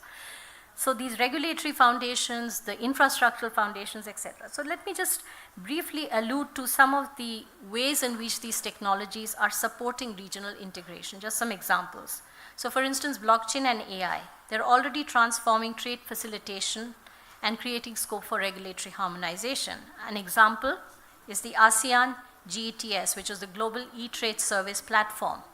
That leverages blockchain to enhance transparency, streamline trade processes across borders. Then take the example of 5G and IoT, which lays the groundwork for smart infrastructure to improve connectivity and enhance trade efficiency. Fintech and cloud computing, they are key to empowering MSMEs by providing access to digital services that were previously out of reach for these players.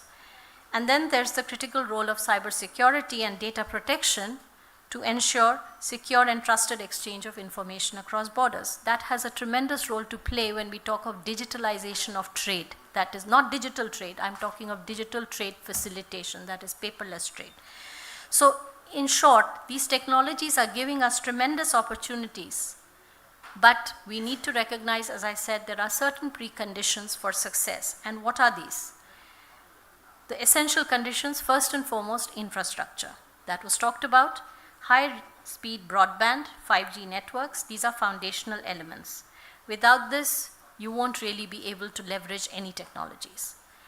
But on top of that, I would say the human part of it, the digital literacy and skills part of it, is extremely critical.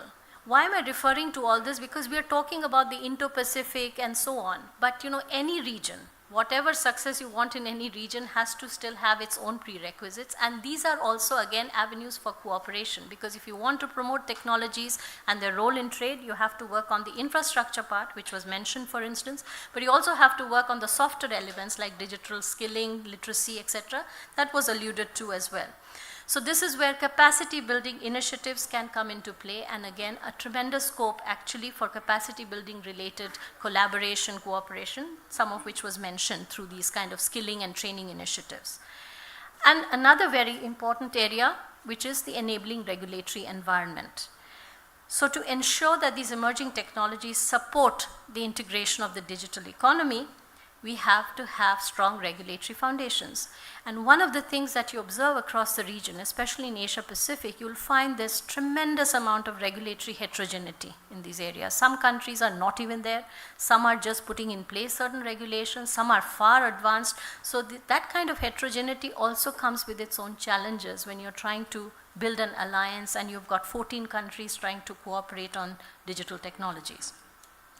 What are some of the key areas in terms of regulatory foundations? Data governance, which would ensure secure, transparent cross-border data flows in line with privacy laws. Number 2, cybersecurity and consumer protection, which protects digital infrastructure and user data. Platform regulation, extremely important. This is also related to competition policy. Some countries do not have this integrated into their competition policy laws yet. So ensuring platforms operate transparently and use emerging technologies ethically. And 4th, governance of the emerging technologies in terms of standards, ethical standards, secure use of AI, blockchain, other innovations. So overall, your policies have to support innovation while ensuring consumer protection and cybersecurity. So really, you need this entire foundation to be in place to even talk about collaboration, regional integration, and all these kinds of opportunities that were mentioned. So that brings me to the complexity, actually, that these emerging technologies, the challenges that they are throwing up, and if you bring in AI, that actually adds to this mix of challenges. The complexity grows exponentially.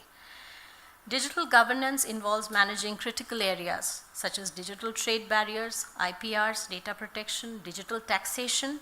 These are all very complex policies. And they need regulations for cross-border digital flow management, protection of consumers and businesses. Now, I mentioned about the regulatory heterogeneity. Even if you look globally at some of the lead players, I'm not talking only about the Indo-Pacific countries, but in general, if you look at the 3 main players, EU, US, and China, look at the kind of difference in regulatory approaches that are emerging. In the EU, AI governance aligns with their existing digital approach, which is to emphasize safety and risk management to protect consumers. In the US, it's innovation-first mindset to foster AI with minimal regulatory barriers. And in China, it's about integrating control and security into AI governance, focusing on using AI in ways to strengthen state interests and to maintain controls. So again, this kind of variety is going to throw up its own challenges, and different countries within the Asia-Pacific region are taking different approaches. So the chances of regulatory fragmentation are increasing, and this is where coalitions, IPEF, these kinds of alliances need to actually look at these kinds of tendencies to be fragmenting more on the regulatory front. So as emerging technologies like AI reshape the global landscape, international cooperation, that's the point that I'm trying to highlight, is going to be vital to harmonize the governance frameworks and ensure interoperability, a point that was made also in the first session. How is this being done? So if you look at the existing sort of agreements, the frameworks, trade agreements are increasingly recognizing this. So your US-Mexico-Canada agreement, the digital economy, framework agreements, DIPA, DIFA, CPTPP, all of them now have provisions related to data governance, cybersecurity, and consumer protection. So this is perhaps something, when we go deeper into this kind of cooperation, these are the areas that will really have to be addressed if you want to leverage the digital technologies. So that brings me to the question of how ready is the region as a whole? And I'm talking from the UNESCAP perspective. It's not Indo-Pacific only, because UNESCAP, just to give a little bit of background, is one of the 5 regional commissions of the United Nations. It's the largest one, going all the way from Turkey to the Pacific Islands. So you can see the sort of heterogeneity we have in terms of membership. So is this region ready? I've highlighted some of the regulatory conditions in terms of infrastructure, skilling, etc. Well, if we look at the data here in terms of digital infrastructure, and many of these countries are, of course, part of your Indo-Pacific, here we've seen rapid increase in internet connectivity. On average, 64% of the Asia-Pacific population has internet access. Of course, there's huge variation within this, right? And the within-country disparities are also, there's a huge amount of disparity that is there between urban, rural, men, women, youth, etc. So this is also something that countries will have to navigate, and when you talk of collaboration, the within-country divides have to be also addressed if truly the technology has to be leveraged, whether for trade or wider digital transformation. Then digital literacy-wise also, there's a huge amount of variation within the region between the advanced economies and the LDCs. The Pacific Island countries are very, very far behind. So these are some I'm trying to highlight that yes, there is this emerging opportunity, but we need to work on all these gaps, both across countries and within countries, if everyone is to really benefit from them. So now let me actually come to the issue of regulation and consistency and implementation. Because as I said, the regulations have to evolve, and they have to evolve fast enough to address the challenges that these new technologies are bringing. Now, what we have done at SCAP, I just want to highlight, because it's important to also be informed about the state of regulatory play in the region on some of these. Because if you're using AI, blockchain, etc., where does the country stand in terms of the regulatory framework, its preparedness? So we've been looking at the regulatory gaps across countries and trying to come up with indices and tools to understand how countries are placed. So we've developed this Regional Digital Trade Integration Index. For this currently has 22 countries. Most of your Indo-Pacific countries are actually covered in this index. And it goes across different pillars, basically looking at some of the policies that would directly impact on digital trade and adoption, some which would have an indirect effect. So for instance, even ICT-related tariff and non-tariff policies will have a bearing. But then things like government procurement, competition policy, many of these will also have a bearing. FDI policies will have an effect. Platform-related policies will have an effect. Data protection policies. So we have these 12 pillars based on which we can look at the countries, how they are placed, do they even have policies in place or not. And what we find is actually compared to other regions, the Asia-Pacific region has more regulatory fragmentation and heterogeneity than all other regions in the world. So that means that there's a huge amount of convergence needed, there's a huge amount of cooperation needed. So if we look at the different approaches, so this is the point that I want to really highlight, that if we want interoperability, we need the convergence in regulatory frameworks. So in particular, in the area of data privacy and data transfer, there is a lot of variation in regulatory frameworks. Even within ASEAN, which we consider to be one of the most integrated and forward in terms of regional integration, countries have a very different approach to data privacy and cybersecurity, for instance. Countries like Malaysia are on a whitelist system for data transfers. Indonesia, you require government approval. This kind of fragmentation will create barriers to seamless cross-border trade and will complicate efforts to adopt emerging technologies. Most of the economies in the region don't have a comprehensive data protection framework. So instead of a unified approach, there's fragmented legislation with data protection which is spread across different parts of law: consumer protection, e-commerce, cybersecurity, sector-specific regulations. Again, what it means, a fragmented approach, which will mean inconsistencies in how data is managed. Ultimately, it's the business community that will have to navigate all this fragmentation and all these different approaches, making it that much harder to have seamless trade across countries. Another key issue, the government can access personal data without court order. Again, raises concerns about privacy. And in many countries, there is absolutely either no policy in place or there is no alignment with existing international standards. So what I'm trying to highlight is there's really a lot of variability in approaches and existing state of regulations. Now, I want to take one specific example of how emerging technologies can actually facilitate trade, which is in the area of digital trade facilitation. This is something, if you look at countries nationally, a lot of progress in terms of paperless trade. National trade facilitation committees, you've got all sorts of single windows, you've digitalized trade procedures, papers, documents, etc. But when it comes to cross-border implementation of trade facilitation through paperless trade, ultimately, trade is about going across borders. So nationally, yes, you become paperless, but can you do that across countries?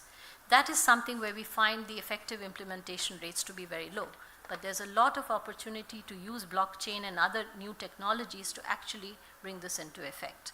So this is something that we are also looking at, and perhaps you need some sort of regional or some sort of framework, some platforms where countries can discuss and use digital technologies, digital payments means, digital procedures, mutual recognition of signatures, authentication of documents. All of this will be required. It requires a lot of legal groundwork, a lot of collaboration across ministries, agencies, customs, etc. So this is, just to give a snapshot that yes, emerging technologies are there. There's a lot of scope for regional collaboration, but you need to really advance the agenda through much, much more cooperation. One of the areas that I would really strongly highlight is the area of cross-border paperless trade, and you need more harmonization in this regard. Of course, coming from ESCAP, we have this framework agreement on facilitation of cross-border paperless trade, where you have countries, 13 countries now from the Asia-Pacific region, China, Korea, Russia, which are already members of this treaty. And this promises to become a global treaty eventually. This is something that goes TFA plus, the Trade Facilitation Agreement of the WTO goes beyond that in trying to promote the mutual recognition of paperless trade and procedures and processes. So with that, let me just thank everyone, and just to say that huge opportunities, many challenges, but regional platforms, regional cooperation is essential for making this possible. Thank you. Thank you very much. And you are actually before time. So thank you. I mean, we still have 1 minute, and if anyone having any question, please, Professor Rai Chaudhary, to go first. Delight.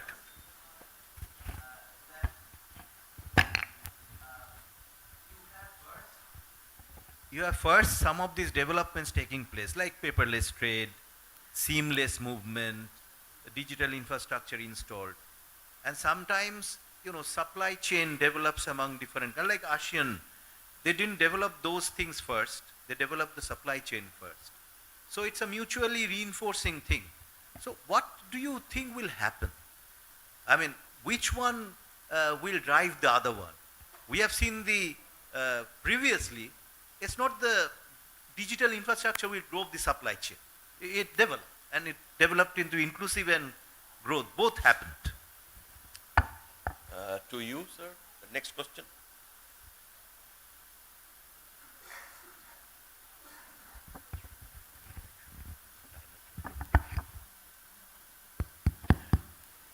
Professor R.C. Bhattacharya from Globe Business School.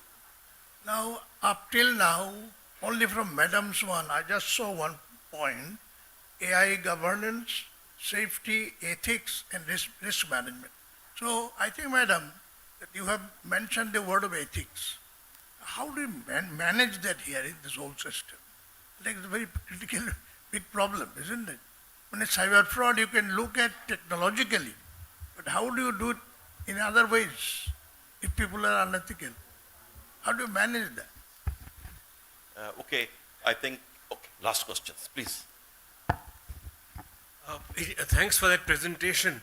From the presentation, it appears that there's some resistance or go slow towards the adoption of paperless, or due to certain regulations which vary from country to country, where certain countries like Vietnam require special permission and others require permission. So what's the difference between the special and the normal permission? And what's the basis for the resistance? Okay, so 3 important questions. So, if you'd like to answer. All right, I don't know how satisfactorily I'll be able to answer. So the first one, basically the way I would understand it is that do sort of the business and technology and so on imperatives drive this process, or is it something that you have a policy and you put in place systems and that drives the process? It's a difficult one to answer, but I would think increasingly the way technology is progressing, it's really beyond the capability of governments to envisage, right?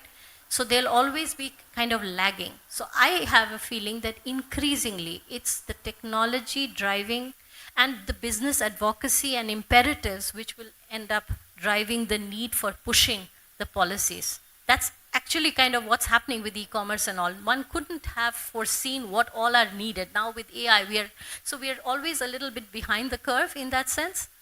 So I would say supply chain dynamics, other regulatory challenges which get thrown up because of technology is what will drive, because governments cannot be prescient enough.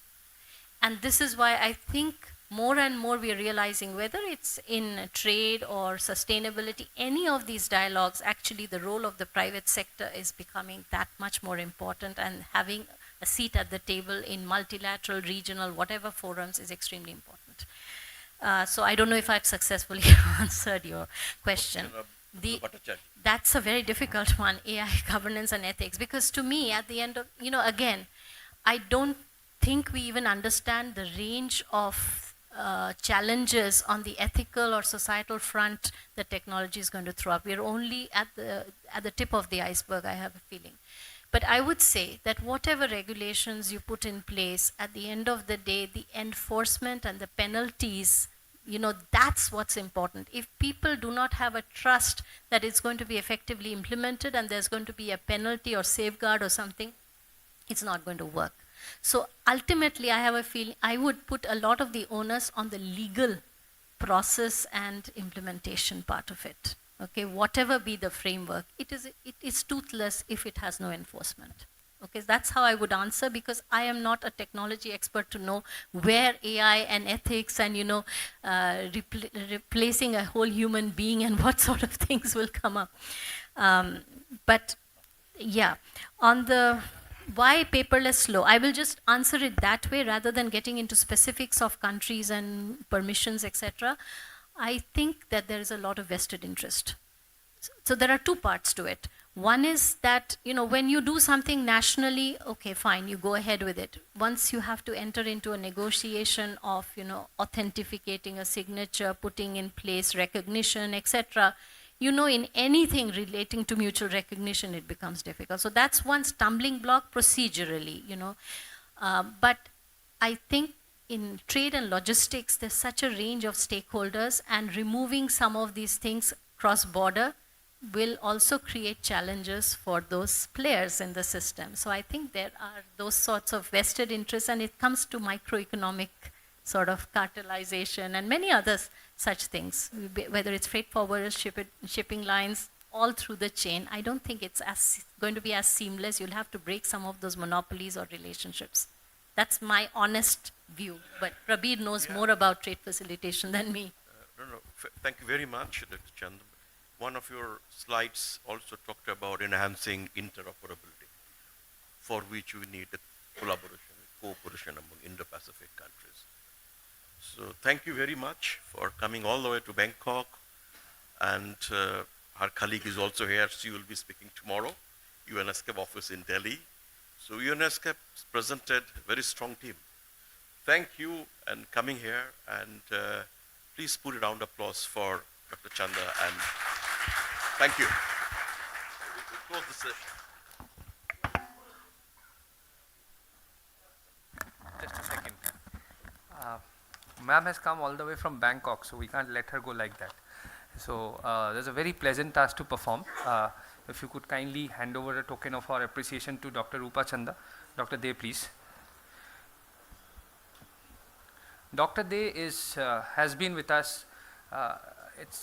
I've been working with Dr. De for almost a decade now, and this year we have partnered together, and is an esteemed member of our Economic Affairs Committee.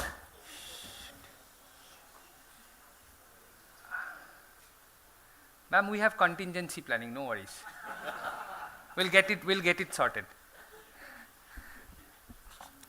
Yeah, so I was talking about Dr. De. So this year when we were conceptualizing this conclave, and so Dr. De put his hand up and mentioned that I so like the concept of this Indo-Pacific conclave that from my institution, RIS would like to partner this, and we'll grow strength to strength. And he did not only confirm partnership for a year, he confirmed partnership for a couple of years. So a round of applause for Dr. De and RIS, please. They are our co-partners for this event. Thank you. So we quickly move on to the next session. I can see all the esteemed speakers for that session are here. But first I'd like to call the moderator on the dais. Dr. Shiladitya Chatterjee, member. Okay, no, the dais needs to be sorted first. We need a couple of minutes for that.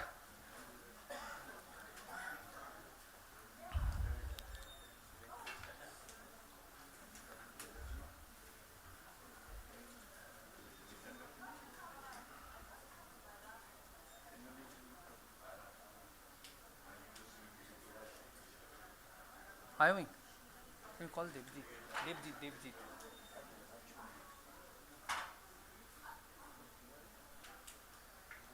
We have 5 জন 5 জন আছে বসিয়ে দে doctor shilajit Chattopadhyay কোন আছে name কার্ডসগুলো দাও ওই তো ওখানে আছে ওখানে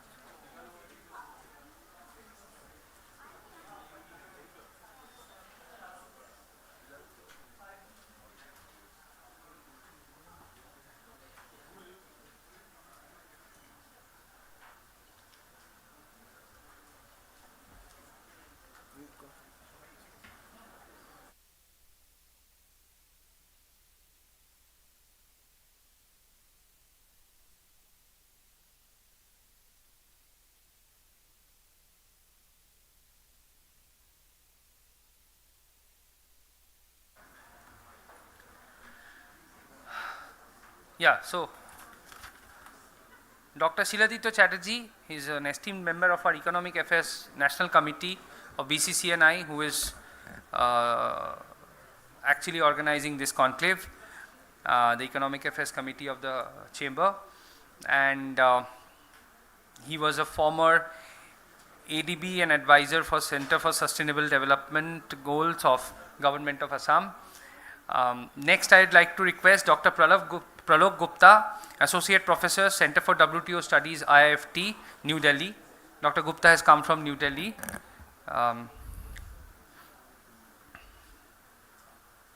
Dr. Gupta is already on the dais. And can we have a round of applause for Dr. Gupta, please? Thank you. Next up, we have Ambassador Retired Sri Shumit Nakandala, who is the former Secretary General of BIMSTEC. He's come all the way from Colombo. A round of applause for Mr. Nakandala, please. Then I'd like to call upon Mr. Jitendra Kumar. He's the President, Legal and Corporate Affairs and Company Secretary of Exide Industries Limited. So,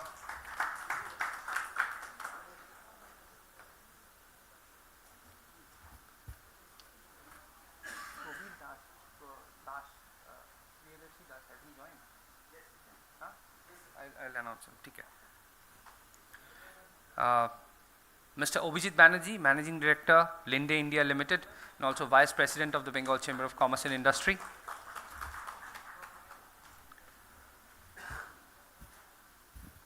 And we also have Dr. Priyadarshi Das, Associate Professor, Research and Information Systems for Developing Countries, RIS. He's joining us virtually. He has some preoccupation, could not travel to Calcutta. So Dr. Das, do we have you? Can I see? Is Dr. Das around? Okay. We can't hear you, Dr. Das. Perhaps you're muted. No, can you hear me now? Yes, we can. Right. Yeah, thank you. I'm correct. Okay. So, Dr. Chatterjee, before I just give you the proceedings to take forward, let me introduce the audience about the session. This session is about harnessing technology to integrate key sectors into global value chain. I guess all of you were here when Dr. Mitra was giving his speech, and he very aptly mentioned about integration of key sectors into the global value chain for integration of regional trade and harnessing economic progress. So that's where we are. We would be delving into more of it. And to take forward the session proceedings, I would request Dr. Shiladitya Chatterjee to please take it up. Thank you, sir. Okay, I think I'll speak from here. It'll be more convenient for the speakers. Yeah. Also, thanks, Sambit, for the introduction. So the session is it's a sub theme. The overall theme of this this year has been technology and how it impacts on trade and economic cooperation in the Asia Pacific region. And here we are going to discuss in this particular sub-session, we are going to discuss somewhat more specifics. So we have a very eminent panel here. As they speak one by one, I'll introduce them very quickly. But these are people who are practitioners, who are actually doing the technology or accessing the technology which is going to bring in the greater productivities in trade and investments and so on, and lead to better and firmer economic cooperation in the Asia-Pacific region. So there are three main areas we will be discussing in this session. When we talk of technology, we must talk about the most cutting edge technology that is there before us. And I know, I don't know too much about it, but I'd like to learn. Many of our companies have heard about it, but we must consider these technologies and strategize about them and try and access them, because they open up huge opportunities for us. So the first of the areas is, all of us have heard about this, blockchain technology and how it impacts particularly on international trade finance. It has major applications, and if our companies are able to access this technology, I believe you can increase productivities manifold and ease trade investments and so on, and increase regional cooperation in many ways. So this is one area, and also other cutting edge technologies such as artificial intelligence, use of big data, and all of those other things. Yeah. So these, unfortunately, my little understanding is that we've not really accessed too much of it. But here we have some practitioners who are actually in companies who can tell us what are they thinking about it. Okay. All right, that's one area. The second one is overall the issue of technology in supply chains, in augmenting supply chains. How can we use technology, and this new technology particularly, in augmenting the supply chains? And how much of supply chains are we doing actually? So that is the other thing. And the third, overall, the area is what are the policy and other regulatory requirements, the prerequisites for bringing about greater access of this technology. So there are three broad areas, and then I would invite this very, very eminent panel to delve into this, and I'm sure they'll have very interesting presentations. So the first one is Dr. Pralok Gupta, Associate Professor, Center for WTO Studies, IIFT, New Delhi. Can I ask Professor Gupta to please, you can sit there and if you want, okay, fine, whatever is comfortable for you. Yep.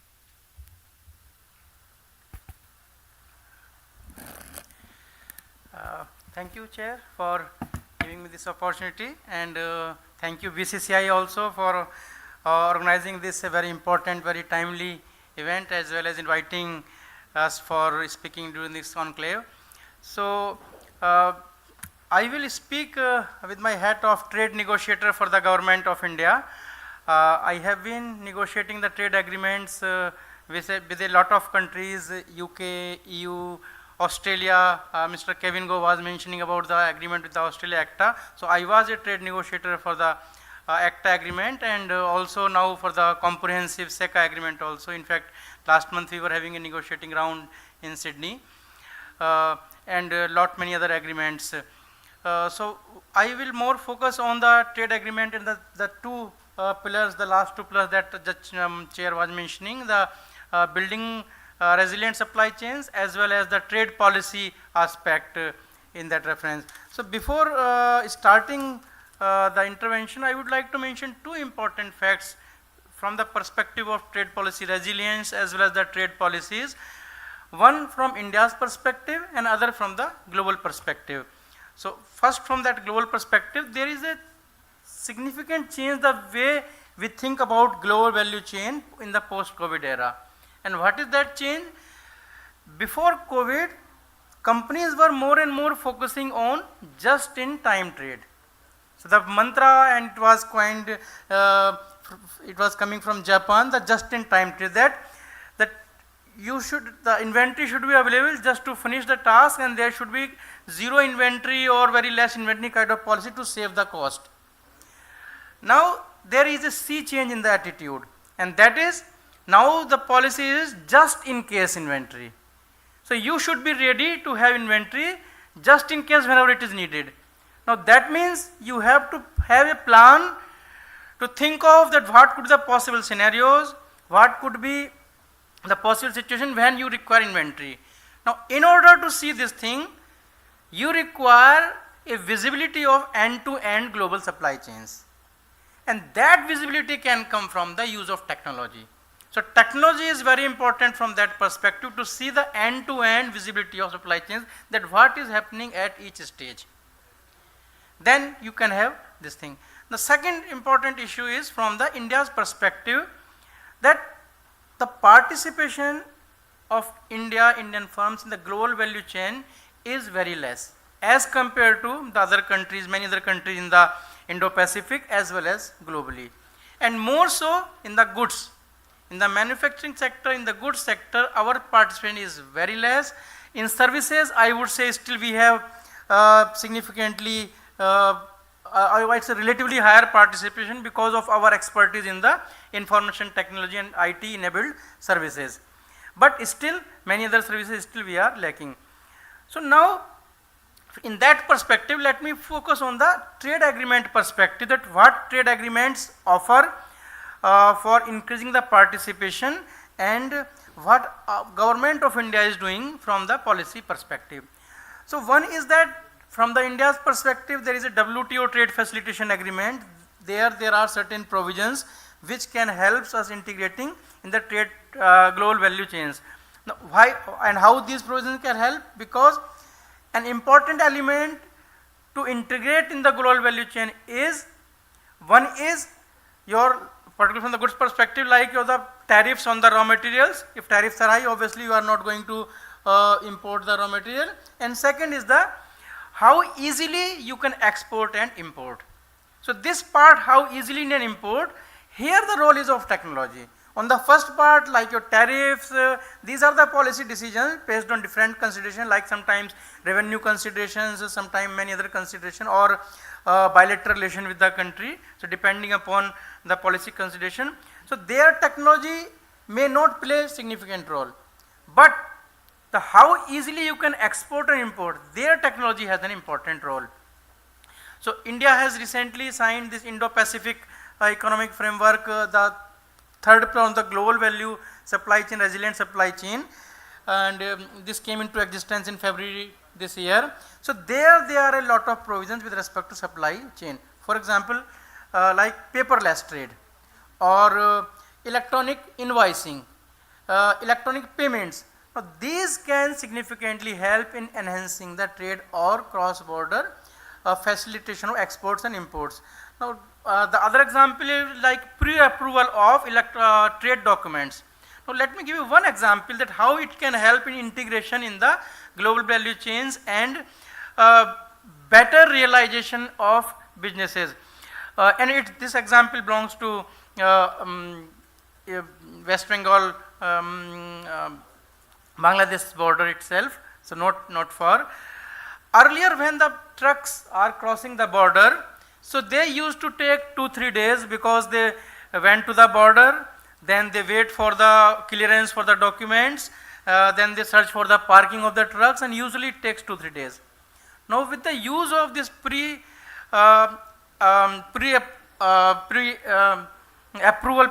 authorization of documents, the documents can be authorized in advance.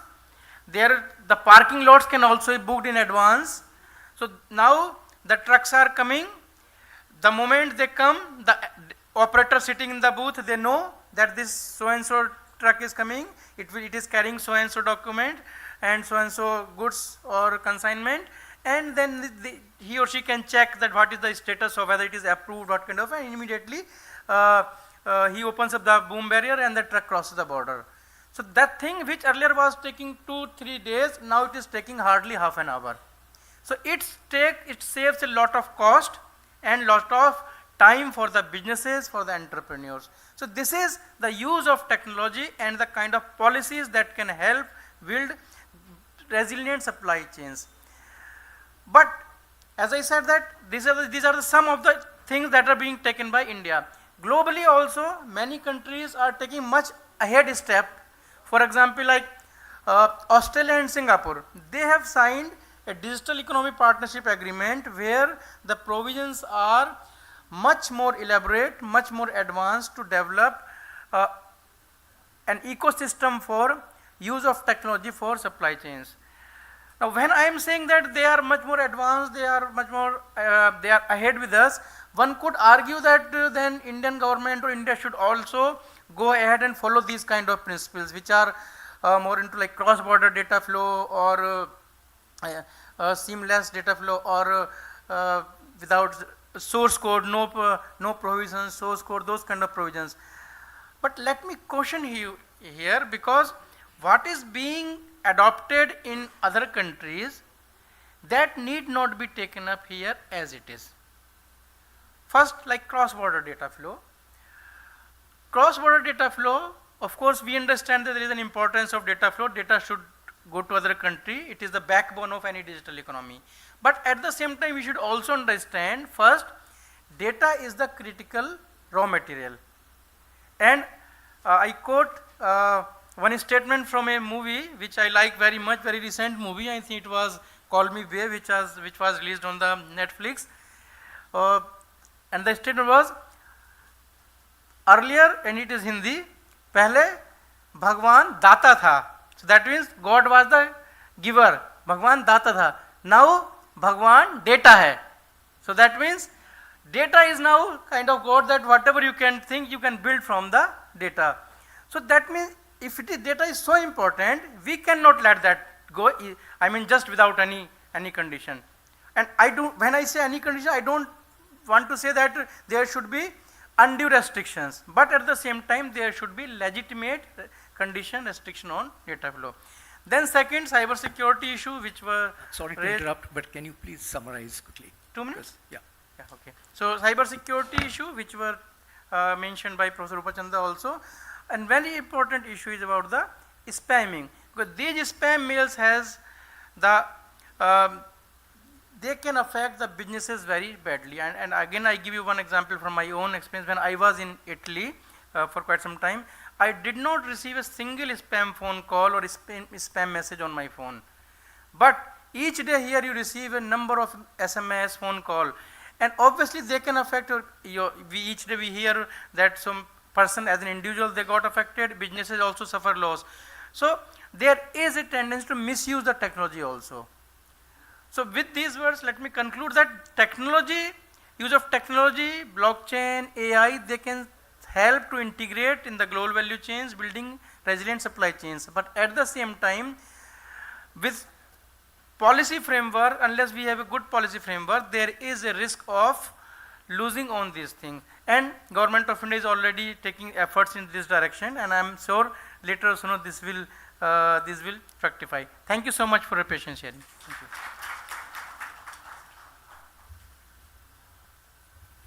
Thank you, Professor Gupta. Now, I'll come to my personal reactions later when all of you have spoken. Yeah, that will save on the time. Okay, our next speaker is Ambassador Sumit Nakandala.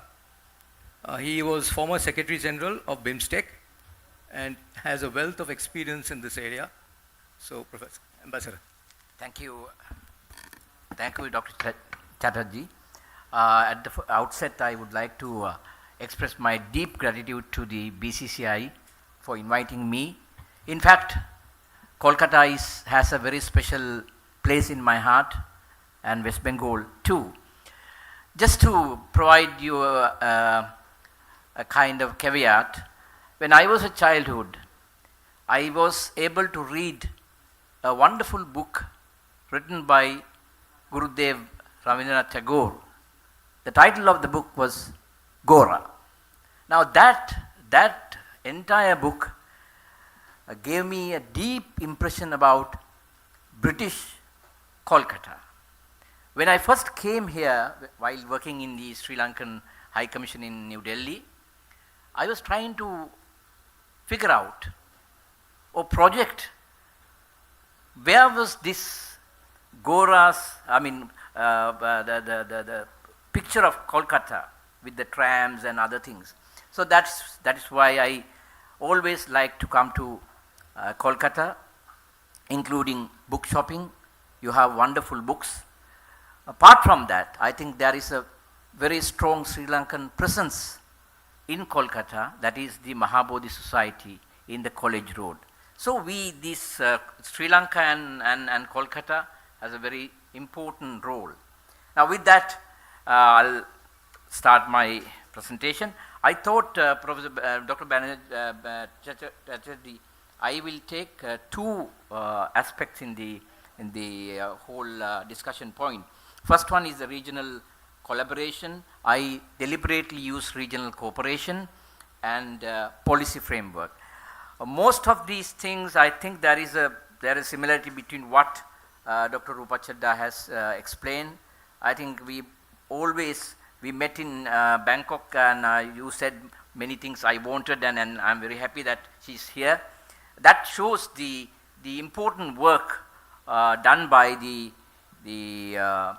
UNSCAP on trade facilitation, then digital trade, digitalization of transactions. Why I am telling this? Because the moment you talk about digital platforms, one of the most important element is what I would say affordable broadband platform.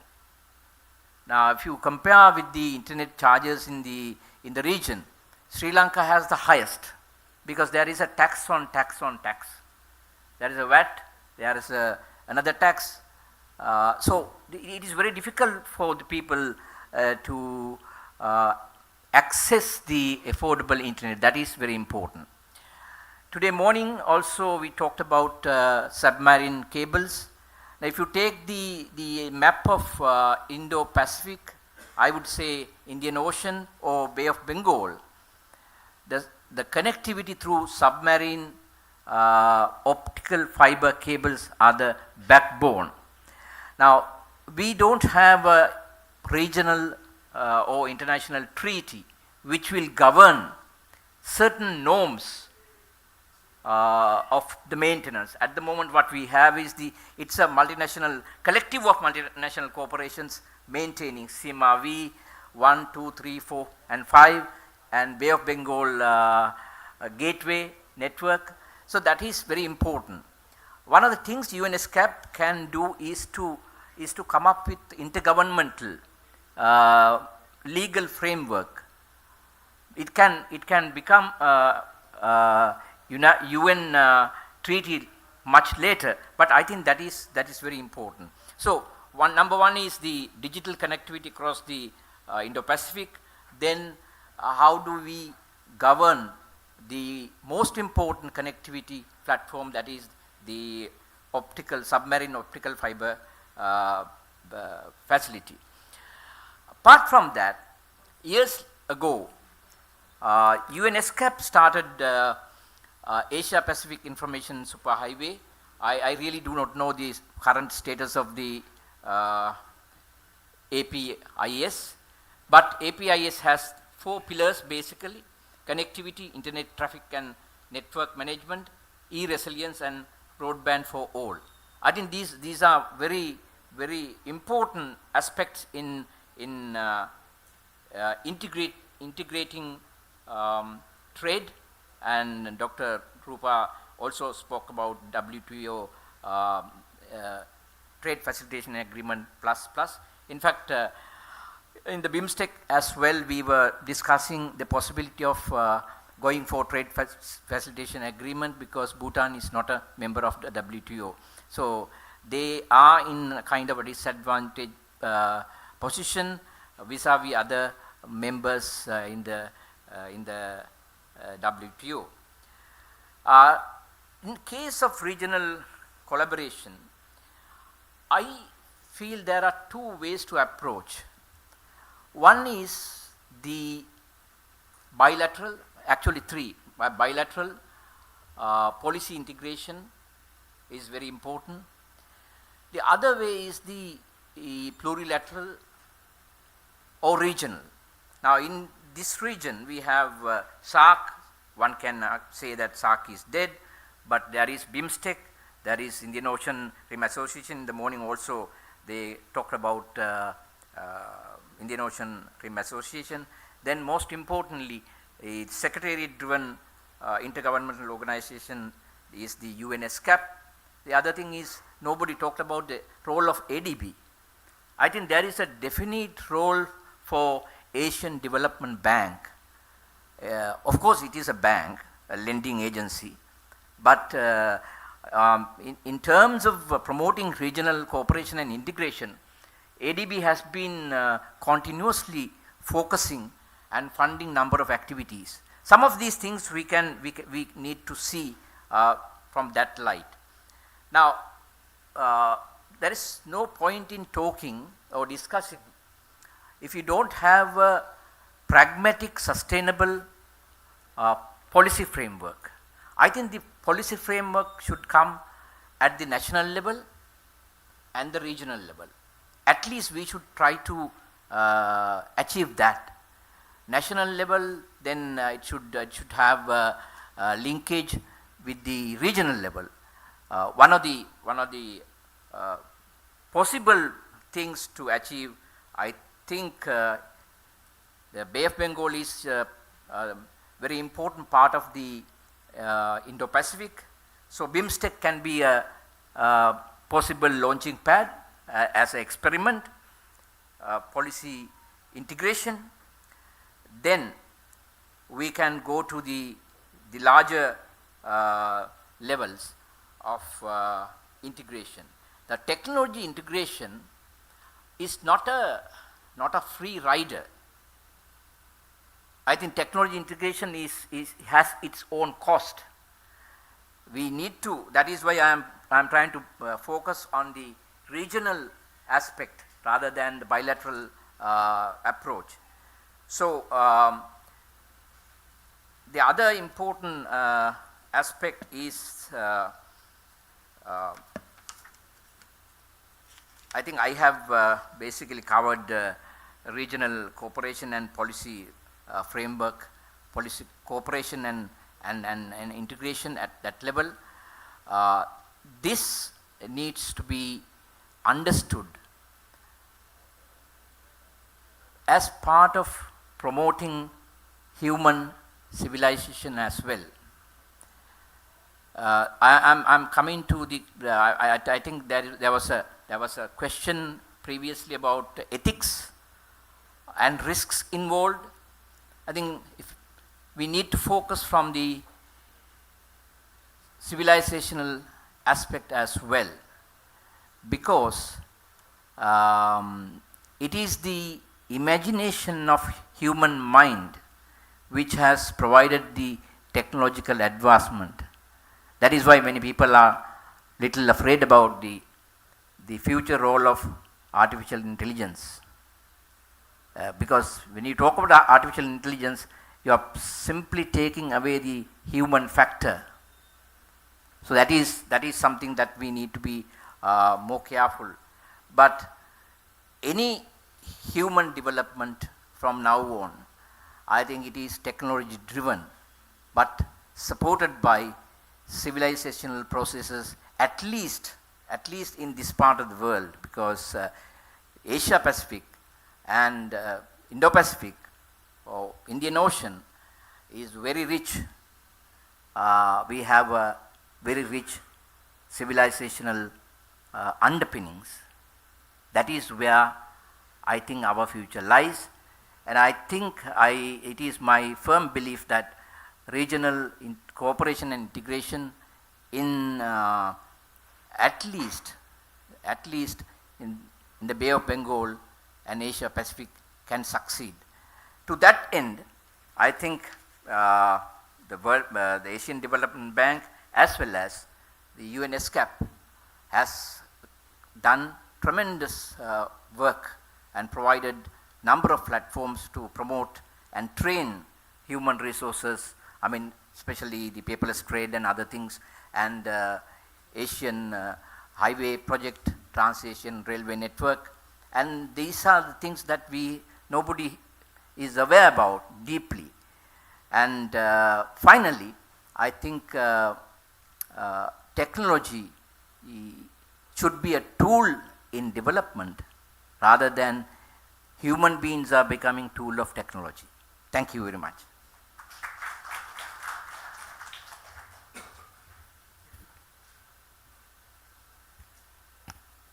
Okay, our next speaker. A little bit more, that's okay. That's all right. Okay, yeah. Next speaker is Mr. Abhijit Banerjee, Managing Director, Linde India Limited. Mr. Banerjee, 5 minutes, please. We are running out of time. Not a problem, Dr. Chatterjee. Ladies and gentlemen, my fellow panelists, let me be honest with you. The reason for my participation in this is more from a listening perspective than as a speaker. Let me elaborate a bit on that. I'm from Linde, the world's largest gas company. Technologically, we are up over there. But when talking about the theme of using technology for trade is a bit of a challenge for me, primarily because the gas industry is a very localized industry. Almost everything that we sell to our customers, most of it is manufactured locally. Gases, as we say, don't travel much. So, talking about the Indo-Pacific region, I think Linde is the largest or second largest gas supplier in almost each and every country in the Indo-Pacific. But our contribution to the trade in Indo-Pacific is negligible. So that makes me eminently unqualified for the subject. But I'd like to share a couple of things in terms of technology. One is, of course, technology-wise, I said Linde is up there. Over the last 4 or 5 years, we've been on a major digitalization path, improving our processes, our efficiencies, giving better customer service in terms of various things like vendor management, inventory, improving our safety aspects. There is one aspect of technology which we have recently introduced in our business that was regarding the very limited trade that we do. There are some products that we handle which are sourced from outside India. A lot of APAC countries manufacture them. As of now, the demand in India is not sufficient for us to set up manufacturing bases. So we get them over. They are from some specific industries, for example, the photovoltaic cell manufacturing, which is now picking up hugely because of the PLIs. The semiconductor industry, which right now in India is zilch, but is expected to grow substantially. So these products are very hazardous in nature. Some of them are highly toxic, some of them are highly inflammable, some of them are highly corrosive. So each of them has a specific package in which it's imported or transported. So one has to invest a lot in these packages and also track these packages because there are huge safety requirements for these packages in terms of the certification, in terms of the testing, interim testing, and of course in India on top of that we have the PESO requirements. So last year when the photovoltaic, as I was saying, the PLI scheme came into force and a lot of our customers started manufacturing, we realized we had a problem. Managing the inventory of packaging, the various packages in the most cost optimum manner, whether it be from a CapEx perspective or OpEx perspective, at the same time maintaining, ensuring that the customer requirements are met as well as all these safety boxes are ticked, we realized we need to do something special. And that's where the team got in.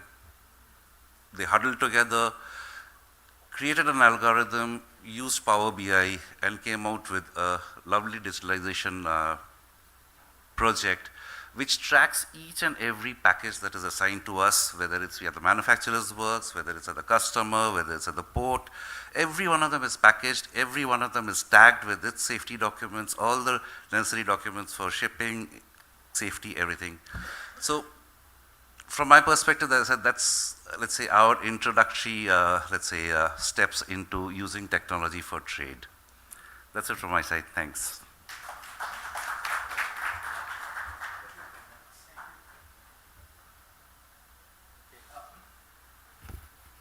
Next speaker is Mr. Jitendra Kumar, who is the currently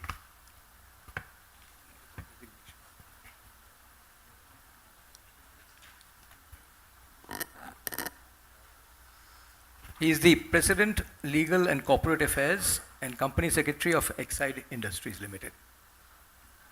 Thank Mr. you, Kumar, Dr. again, Chatterjee. I'll just remind you, because we have shortage of time, if you can just take about 5 minutes. Yeah, I will be more brief than my earlier speaker.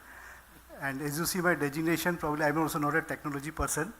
So what I'm just to talk on my companies, the complexities involved in my companies from the technology perspective, and probably the kind of adoption which on the digital front and the technology front which has been implemented in my company. So as you know, I represent the company called Exide. So most of them who are from this side of this region know Exide Industries. We have been here for last 77 years, and we have been the market leader throughout the entire 77 years in India.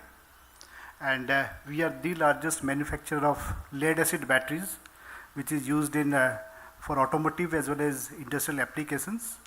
And we produce batteries which range from 2.5 ampere hour to 20,000 ampere hour. And probably we are the largest range of manufacture of lead acid batteries in the globe. And we are among the top 10 global manufacturers of these lead acid batteries. And we export in more than 63 countries. And talking about our manufacturing productions, we basically sell more than 5 million batteries, automotive batteries per month, and 50 million ampere hour of industrial power every month. So that's the breadth of our production. And we have 11 manufacturing facilities, factories all across India, spread in east, west, north, south, basically closer to our OE suppliers. And the kind of, till I would say 7 years back, of course, the digitalization and technology was going on its own space, though we have SAP and ERP system maybe 25 years back. But sometime in 2015, 16, 17, we realized that business, if has to grow, if it has to make pace with the industry, it has to adopt a different kind of technology. So this is where we adopted the technology and digitalization in a major way. So what we did, we started with a separate cell with a focus on digital. We hired a person who was very early 40s, who happened to be a chief digital officer. The kind of salary which was offered to that person was much more than probably the CFO at that point of time. So that's the real impact of digitalization. So our board also thought that, this is the next step. If you have to take, we have to scale up the operations, the thinking has to be completely differently. So we started with our sales transformation, where we have today more than 120,000 dealers and distributor network, which is spread all across India. So the demand generation, earlier it was the salespeople who was going and coming with, okay, this is the demand which is coming from a particular region. So rather than doing that, we adopt the technology and we say it cannot go that way. It has to be completely digitalized. It has to be completely driven by the market. And we map the market generation, the demand generation from each region, and that is how the budget making process was completely driven through that process. So we adopted sales transformation. We completely given all the 120 or 1,000 the dealers given a completely tab digital platform. We have a different software installed at their site, which is completely integrated with our site. So that is how there is a seamless kind of flow of information, target, demand, and everything was completely integrated. So once this sales transformation was completed, then we started with our supply chain, because kind of taking the batteries from the factory to warehouse to the dealer's place. So it involves primary, secondary, tertiary, all this supply chain. So that is where we completely adopted transformation of entire our supply chain. Then came to our manufacturing. So then Industrial 4.0 was introduced in all our factories. So now I would say the entire supply chain with respect to from the procurement side to digital side to sales side to these things, it is completely digitalized. So every day at 9:30 when we come to our office, right from CEO's desk to all the functional heads, you see a completely dashboard with all the information at very minute level details from region wise to supply side to warehouse side, everything is digitalized. But having said that, technology has its own I would say while it is, it increase the speed, increase the efficiency, it has also some pitfalls. So there is always a negative side to the technology. So unless it is being completely kind of implemented in a thorough manner, unless it is completely mapped properly, proper systems, control, risk management are not there, it cannot give the, it can be counterproductive as well. So we basically what we did, we from policy level, whether it is from data protection to cyber security to all this, whatever safeguard is required, we put a robust risk management process into the system. So that is where, we thought that we cannot just leave it very open-ended. So through policy framework, through proper system processes, we strengthen that. And today we thought that there is some kind of balance between technology, is driven, but at the same there has to be sufficient checks and balances in the system to make it a little bit neutral. Having said that, we are all learning. We are also, what was done yesterday is not going to foolproof for tomorrow. So we are still in a learning stage, and as the world grows, as the industry grows, and as well the expectation from the investors grows day by day, so we are also trying to be nimble-footed, try to be adept, try to be agile, and see how thing goes. So that's all, our brief journey about digital. As I told, I'm not a technology person, so better to be agile and adopt the technology as it goes. So thank you.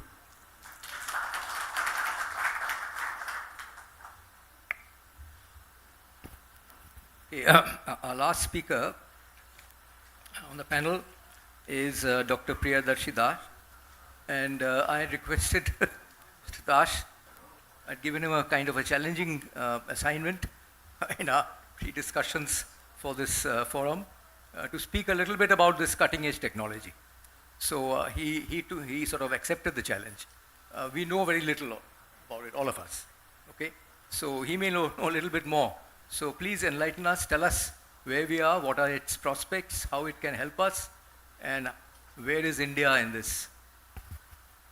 Thank you so much, sir. I hope you can hear me well. Yeah.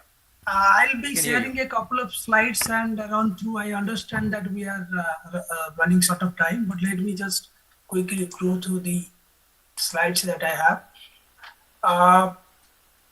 So as mentioned by Chair, this blockchain technology is one of the advanced digital technologies which is having very significant impact the way international trade, financial transactions are happening. And companies, countries, institutions are learning how to sort of factor in this new technology into their processes and can see optimizing outcomes. So if you see in that context, fintech is borrowing some of these advanced digital technologies. Fintech is basically financial technologies and trying to enhance the quality of financial services and also having significant development objectives. For example, helping in financial inclusion, helping in sustainable development goals. But before that, let me just share what is this interesting technology that we are talking about. See, it's basically helping a transition from a manual, cumbersome process, paper-driven process to more of a connected computer machine system. So it's basically a distributed ledger, decentralized technology which helps hundreds of computers to be connected and work simultaneously, and a huge storage and recording capacities. It means that suppose there is a value chain involving several suppliers, and each one of them have some information in the operation side. So it can be stored. It can be stored at the simultaneously, and it is a flawless technology because it is very difficult for any hacker or anybody to break into the blocks, which are different blocks informing different information connected in a chain. So it has to solve a very strong mathematical puzzle written in a very strong algorithm.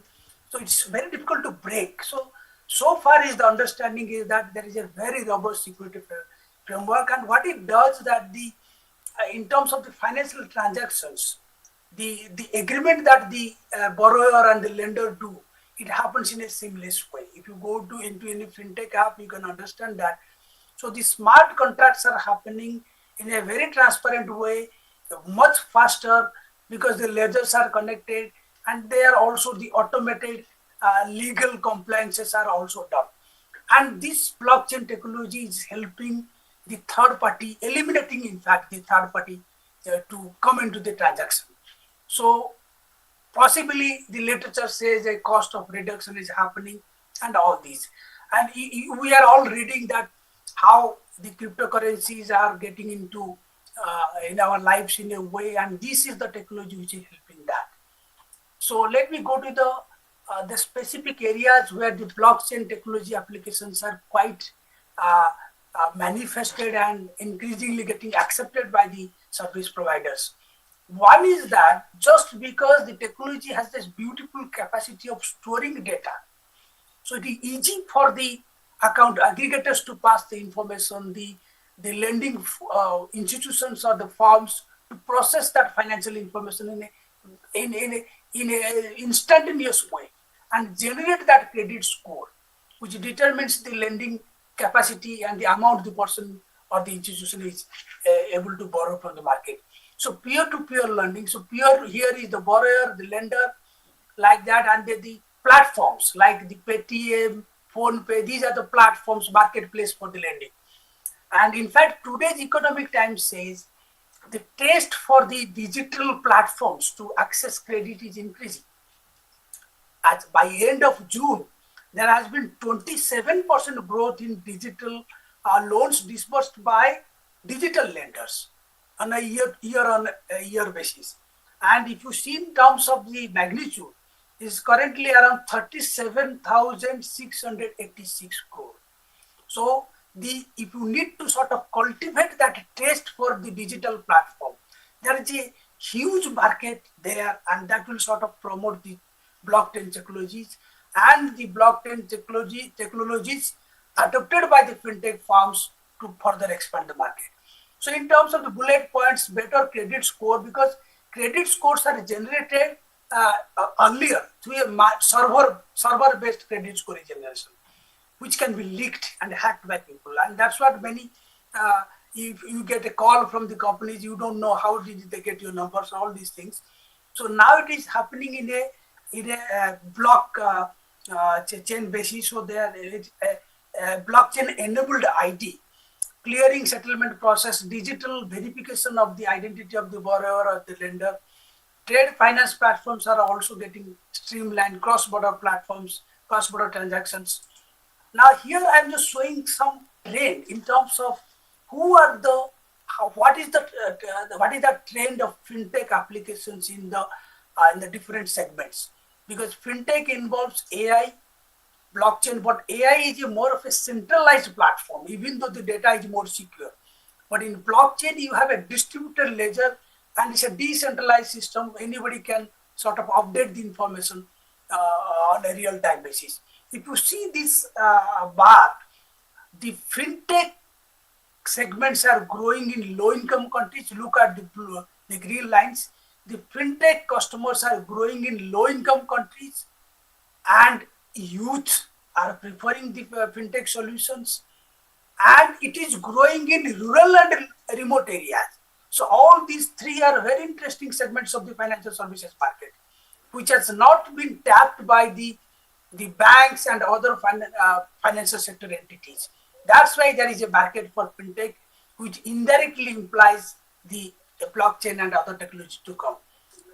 Secondly, if you look at these segments, literature says that there is a very strong credit potential exists in certain segments because they are left out of the collateral centric lending model by the banks. So since these categories of borrowers do not have the collateral, they depend on money lenders. Now they are moving from the money lenders to a more sort of favorable lenders. It's not like money lenders, but the interest rate is still high. Street vendors, workers, homemakers, these are the market segments where the fintech is entering to that. And there is a great satisfaction in terms of perceived satisfaction by the supply providers, because operationally they are having efficiency and a better customer experience, because the customer doesn't have to stick to 10 to 5 hours of office operations and also submitting a bunch of documents to for processing that.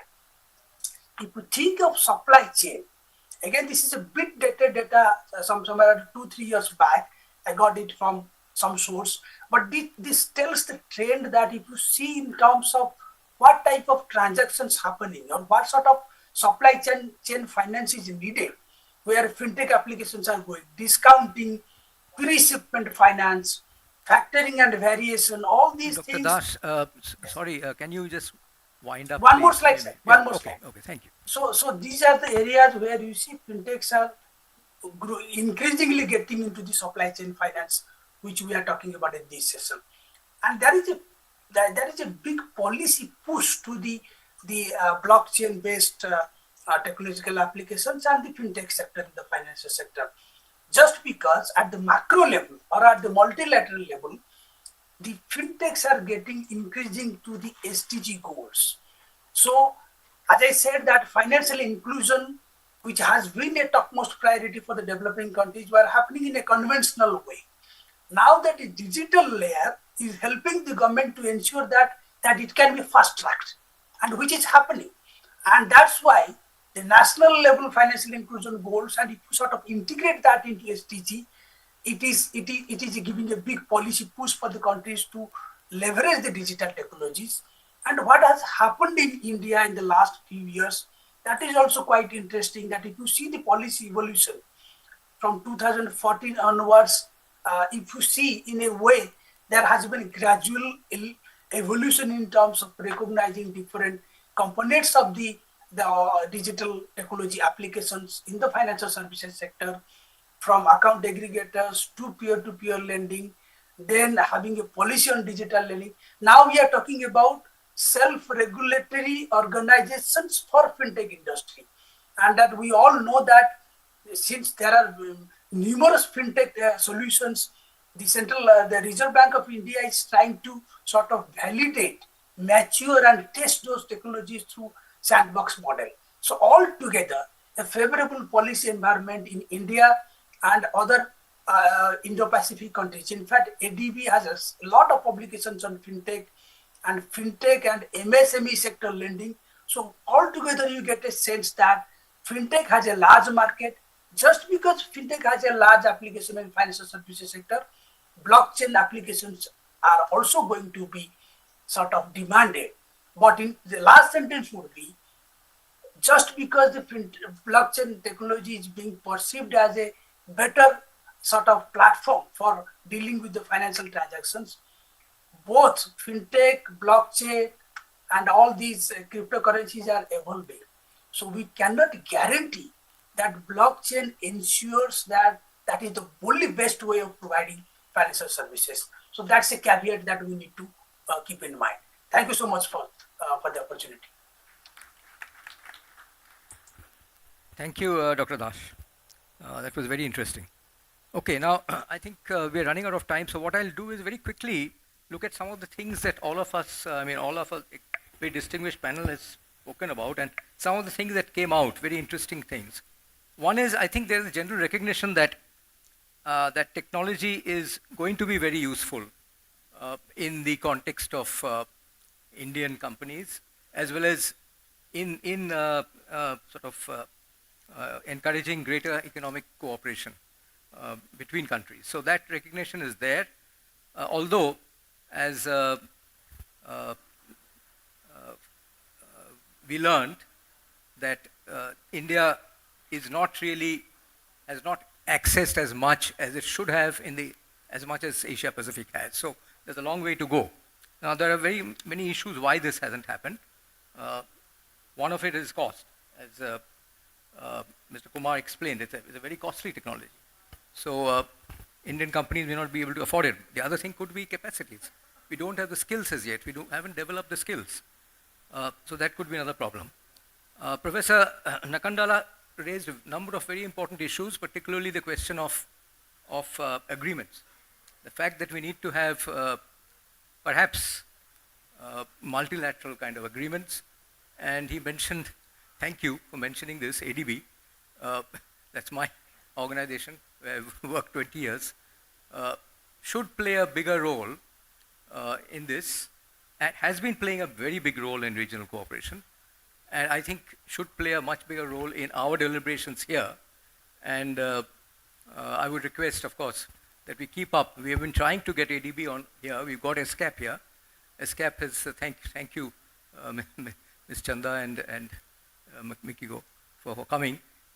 It's very important that these two very important regional players be here in our efforts to expand our role as a niche player, niche kind of chamber of commerce, playing this role of regional cooperation between chambers of commerce. This is something which we can play very well, strategically placed as we are.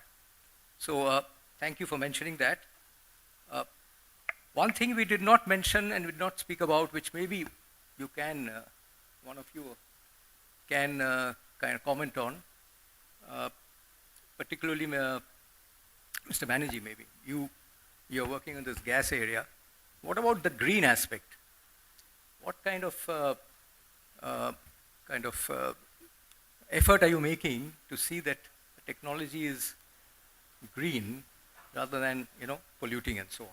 I think that is as we go into kind of advanced technologies, we have to think about two aspects. One is the equity aspect that we have spoken about, and there is a big, as we saw from Mr. Dash's kind of presentation, there's a very big scope for the equity aspect being implemented. But what about the green aspect? Yeah, very important question. I think everyone's talking about green. The only thing is, if I may talk about India, it's about balancing sustainability with development. Unlike a lot of advanced economies where they have the wherewithal to go all out on their sustainability, let's say, journey. For example, US with their Inflation Reduction Act and EU with whatever they're doing. I don't think India at this stage can afford those sort of subsidies which will make green technology viable for the industries as of now. So, and India still has a lot of growth aspirations, and a lot of growth will come from so-called polluting industries. So that balance needs to be kept in mind. Technologies are available. They are, unfortunately, at this point of time, they are not all of them economically viable. They will lead to a cost of production definitely higher than what the world knows today. It's a journey. It's a journey that has started. People are not just talking about it. They are putting a lot of effort into it. And I'm sure within the next 5, 6, 7 years, technology will also improve substantially and make green, not just green from an environment perspective, but green from a dollar perspective also. Thank you very much, Mr. Banerjee. Can anyone, would you like to add something from the Excite point of view? Yeah, on this green initiative, we have taken a major step. Now you know that all these ICE engines are being converted into EV vehicles. So as an Excite, we have taken a step, firm steps to put up a cell manufacturing. It's in the lithium ion in Bangalore. It's coming in Bangalore. It's a massive investment, and going forward, we think that this is a one-way journey. I mean, the penetration of EV vehicles in India and globally is going to grow from what we stand here. So we have already taken a firm stance, and next year we are going to start our commercial production. So there is a massive, massive investment going from our traditional, battery industries to the electric batteries. Yeah, I think as Mr. Banerjee told, it has to be matched with the sustainability part as well. So we are taking a balanced step to match the business side as well as the sustainability side of that as well. Thank you. Thanks. I think what I'll do now is open it up to the floor. Maybe a few questions. Yeah.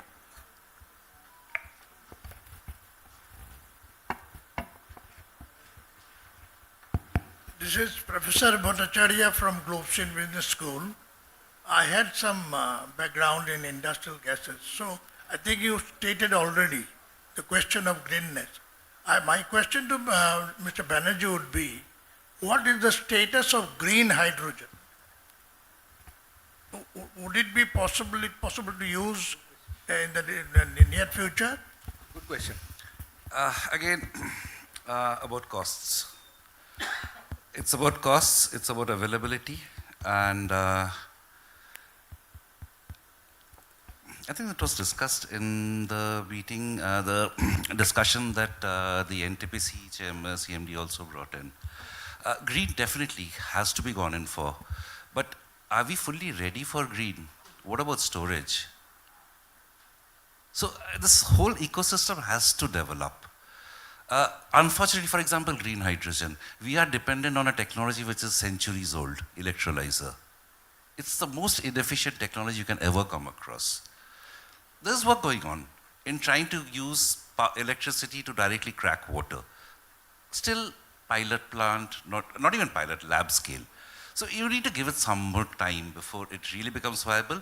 And I think, again, Mr. Rai will also always agree, storage is something that is essential. Without storage, green energy will not hit that.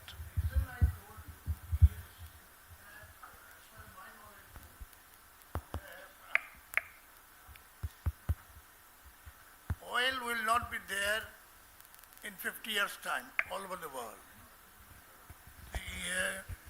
The compressed natural gas will go away after 75 years. And coal maximum will last 120 years.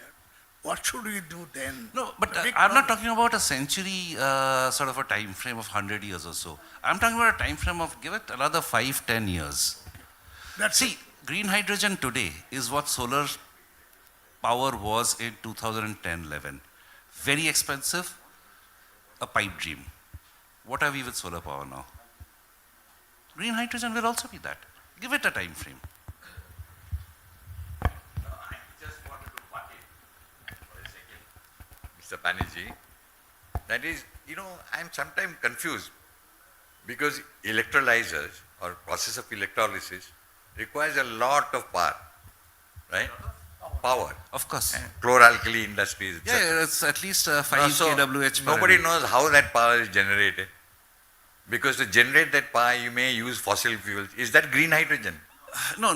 So that will be green, and so that's what I said. First, you have to have green energy. You have to have storage for that green energy, or you use green energy as it comes to create hydrogen and store that hydrogen. And it's not just power. What about water? Has anyone given a thought to water? Absolutely. No one has. And another thing, how confident are we at these electrolyzers themselves?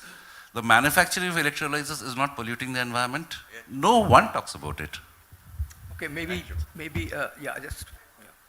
Actually, what does green hydrogen means? Hydrogen production without carbon. That is called green hydrogen.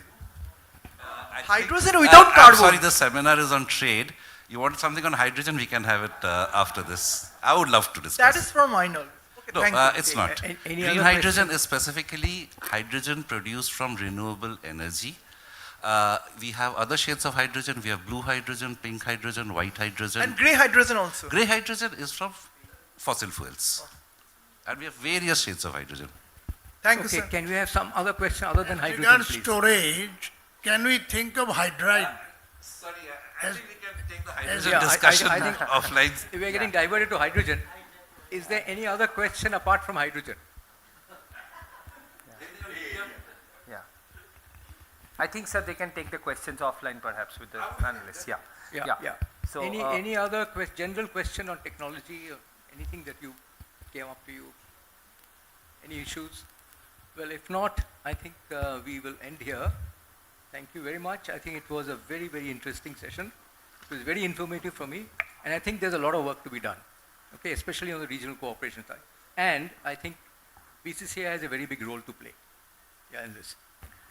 thank you, sir. And indeed, it was an important and critical session because we had the private sector participation, the policy makers here, and also the academia participating, where we get all kinds of perspective. And you being former ADB, brought in the regional perspective also. So once again, a round of applause to all our panelists, including Mr. Dash, who has joined online. Who will now like to do the honors. I can see a couple of our former presidents here. So can I request Mr. Debe Mukherjee to please come up on the dais and do the honors for a couple of our panelists here. Yeah, sir, if you could kindly come up on the dais. First to Dr. Pralok Gupta.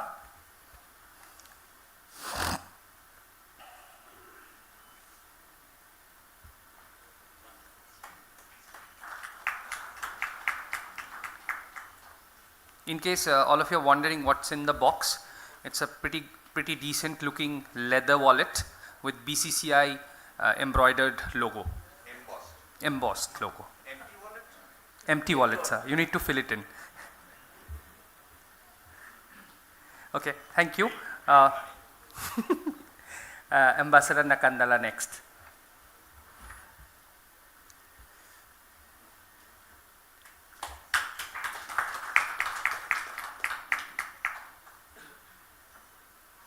Thank you, Deb, sir. May I request Mr. Aniruddha Lahiri, former president, to come up on the dais, please. Thank you for the honor.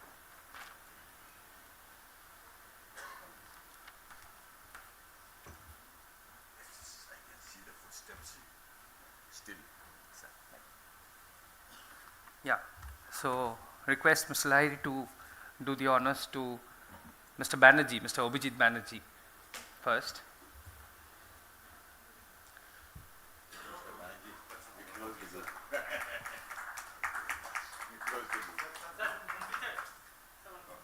Sir, you need to one for the photograph. Oh.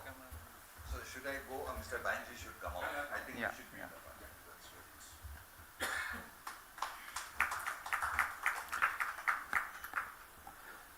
right. To Mr. Jitendra Kumar now.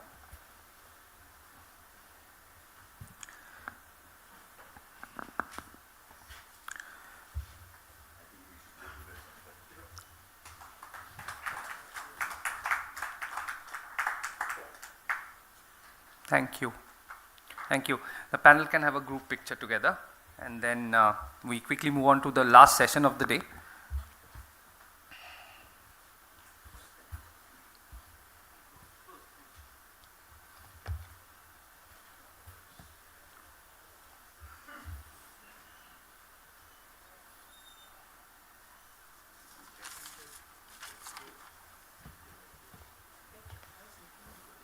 Thank you so much. Before we move on to the last session of the day, we have an important announcement to make.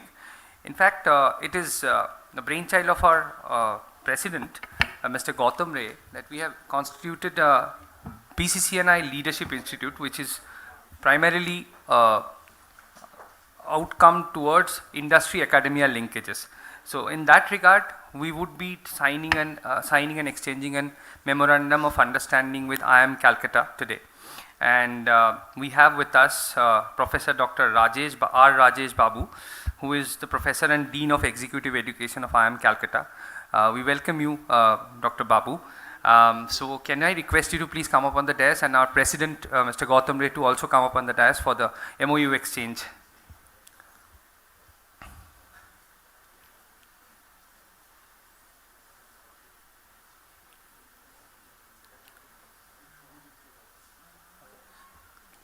May I also request Mr. Shubhadeep Ghosh, Director General, to come up on the dais.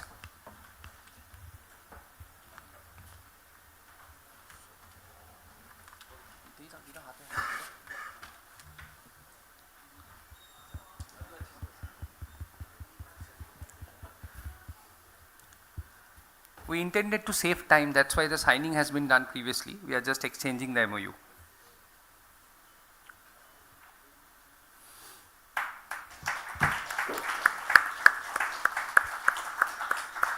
Many of you out here would probably get calls from the Bengal Chamber when we launch some executive joint courses. Looking forward for your participation. Anything, sir. You may also join.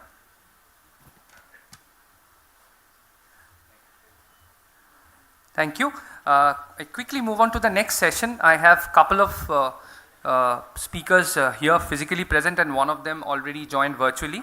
This is a roundtable dialogue on the Association of Indo-Pacific Chambers of Commerce, which is called AIPCC. Now I need to speak about AIPCC a bit, which I will do, but first let me call upon the panelists. I have Mr. Indranil Sengupta, Chairman of India Business Chamber in Vietnam, INCHAM. He has come all the way from Hanoi, Vietnam. Mr. Sengupta, if you could please come up. Vietnam to Calcutta in this weather, he deserves a round of applause. Of course, Mr. Shubhadeep Ghosh, Director General, Bengal Chamber of Commerce and Industry, who has been spearheading this initiative from the Bengal Chamber. So, Mr. Ghosh, if you could please come up. And we have Mr. Vivek Jalan, Partner Tax Connect Advisory Services LLP, and also a member of our Economic Affairs Committee. We also have virtually Mr. Dato Ramesh Kodamal. He is the co-chair of ASEAN India Business Council, AIBC of Malaysia, and chairman of Goldtex Group of Companies. So he is joining us virtually. Okay, as I mentioned, we need to give a bit of context. So last year in this very conclave, we launched this Association of Indo-Pacific Chambers of Commerce, wherein around 11 countries participated and seven chambers from across Bangladesh, Nepal, Bhutan, Vietnam, Malaysia were there, and we signed a charter and to take things forward. Then we met couple of times in between within the year, once in Bangkok in January and then once virtually later. And we discussed possible avenues how to take this forward. And so there was a discussion that we need to formalize this association, on which further dialogues will happen today. So this is primarily the context. Then I leave it to Mr. Vivek Jalan and the panelists to take it forward. Thank you, Shambit. Good evening to all, and thank you to the Bengal Chamber of Commerce and Industry for giving me this opportunity to moderate this session. We are starting where we should have ended, at the time where we should have ended. So of course, time is a constraint in this session, but we will kind of sum up and crystallize and come up to the final product, as Shambit has said, of this Indo-Pacific conclave, which started last year, and we are into the second year. So this, as Shambit has said, has crystallized into AIPCC, Association of Indo-Pacific Chambers of Commerce, which saw the offshoots last year. And this year, over the last 1 year, we have from Bengal Chamber and other chambers, there has been some movement, even as WTO almost reaches 29 years. And over the last 29 years in WTO regime, and from 1947, we are seeing so many preferential trade agreements. A lot of them has been spoken about also. Speaking about preferential trade agreements, which we all know, and thereafter I'll come to AIPCC. So there are 4 kind of preferential trade agreements, right? One is on the FTA, the free trade agreement, which is for the tariffs rationalization.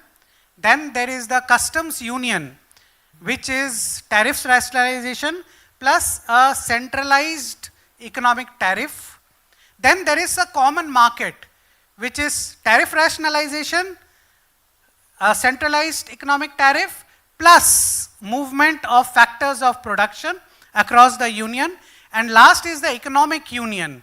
That is all these 3, plus integration of the political and the socio-economic environment also.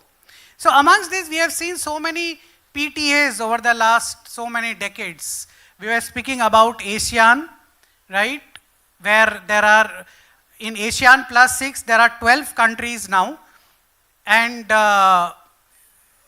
in the Indo-Pacific region, there are 14. So Indo-Pacific is ASEAN plus 2, and all of these free trade agreements, they have achieved their objective somewhat, right? Like the Mercosur, it helped Ecuador, flower trade. The ASEAN has helped the Malaysia, palm oil trade and rubber trade. So in this vein, there is a small step by BCCI to take these preferential trade agreements or free trade agreements further and to have a trade facilitation agreement between chambers of commerce, where 11 chambers of commerce have come together. And today we are in the second leg, in the second year of this Indo-Pacific conclave, where we are discussing on how to further formalize this AIPCC, Association of Indo-Pacific Chambers of Commerce. And we already have our panelists over here. So I'll start from home. Not only charity, but even discussions can start from home. So we'll come to Shubhadeep. So Shubhadeep, if you can please explain the structure, membership and purpose of AIPCC. What were the objectives of AIPCC and what has happened over the last 1 year? Thanks, Vivek. I'll be very brief. Actually, we kind of, about 1.5 years back, we started thinking from the Bengal Chamber of Commerce and Industry that chambers of commerce in India do have a lot of, I would say, leverage to help out members. And most of the cases, especially if you're into the exim business, or you're traveling, or you are kind of wanting to set up a franchisee in a tech transfer or a tech agreement with any other entity across borders, we have found out that if you are a member of a chamber of commerce, it helps you to kind of sort of make that connect, find out markets. Also, even in case you're you need any kind of assistance regarding setting up your business or going for a collaboration, it helps if you're a member of a chamber, in the sense that the chamber can actually help you out in connecting with the government, in connecting the dots, and basically in the last mile connectivity in your business application. So we decided that at the end of the day, as a chamber of commerce, since we are doing that service to industry in any case here by sort of giving out certificates of origin or recommending visas to traveling businessmen, why not try and create something on the ground whereby we can actually have a partnership with a chamber of commerce in another country, which is with which this part of the world has a lot of connect, historical, traditional, business, and which is kind of opening up the trade scope for India in the last let's say 2 decades or so. And then we thought that let's sort of start off by having a dialogue with similar like-minded organizations. And interestingly, we didn't sort of only think about chambers of commerce. We thought about also agencies like, let's say, I'll take the names, like for instance Kotra or Jetro or Titra, who are in a similar role, but one way. So they will probably be focused on exports into one country and not the other way around. But even then, that would help us a lot to get to know other businesses. So the objective was basically to create a platform, a common platform for the common membership of all these chambers of commerce, and try and sort of help them in their businesses. So last September, slightly before last September, maybe we reached out to all these chambers and associations, and about 7 chambers of commerce came forward, 6 to 7 chambers of commerce came forward from the ASEAN region. We also reached out to the Consulate General of various countries, the embassies of various countries, and we had the first meeting last September, whereby we had decided, we came together with these chambers of commerce and we decided that we will try and create a network of chambers of commerce in the Indo-Pacific region, and that's how we started.